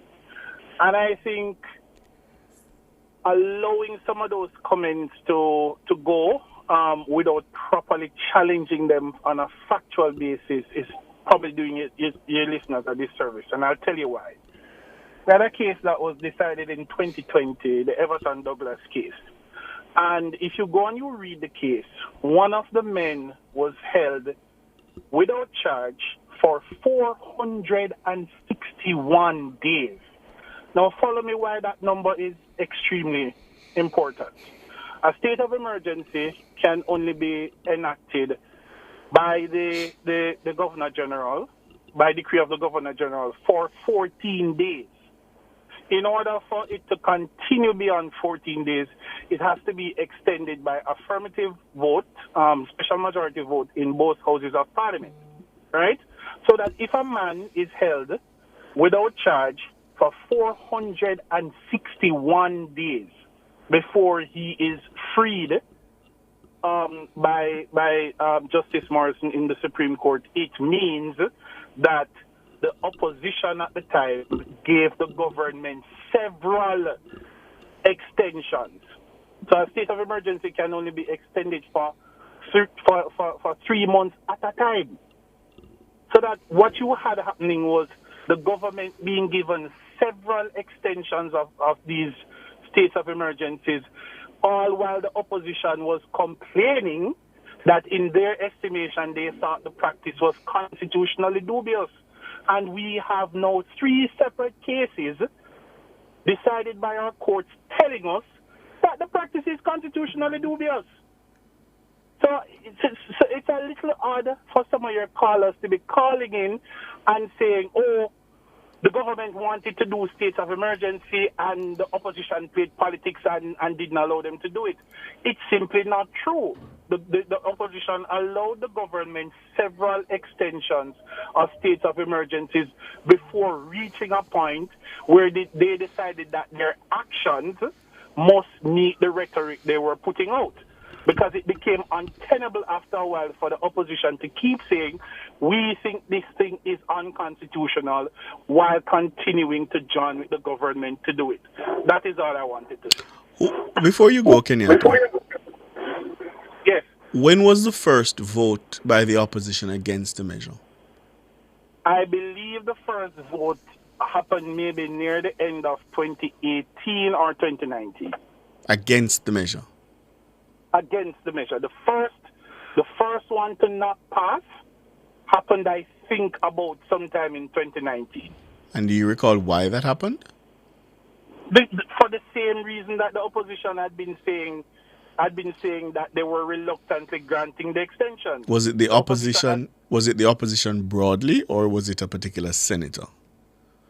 It doesn't matter. It does. It does, because my recollection was the opposition leader at the time did vote for the extension. That very vote. Hold on. That very vote you're referencing, the opposition leader, and my recollection is the majority of the members in the lower house did vote for that extension. It was when the matter got to the Senate that the senators did not provide the critical vote required. No, hold on. And so I don't know if you can say that the party took a position. If the party leader voted in favor, I don't know if you can say the party took a position. But we're out of time, Kenyatta. And the particular senator just happens to be a loyal lieutenant of the man who is now in charge. But we're out of time. I appreciate the call, Kenyatta. I suspect will continue. I suspect will expelled when they have the independence granted to them by the Court of Appeal that you hold in such high regard. But we're out of time, Kenyatta. We'll continue this discussion, I'm sure. It's 8 o'clock. Dana Davey, thank you. Andrew Glenn Anderson, thank you. Our colleagues in the newsroom, led by the editor, Cara Powell. Thank you all so much. We appreciate you, the best in the business, our callers, contributors, and you, our valued listeners. I'm Ricardo Brooks. My name is Sanjay Lewis. I'm wishing for you a wonderful weekend. All the best. Good evening.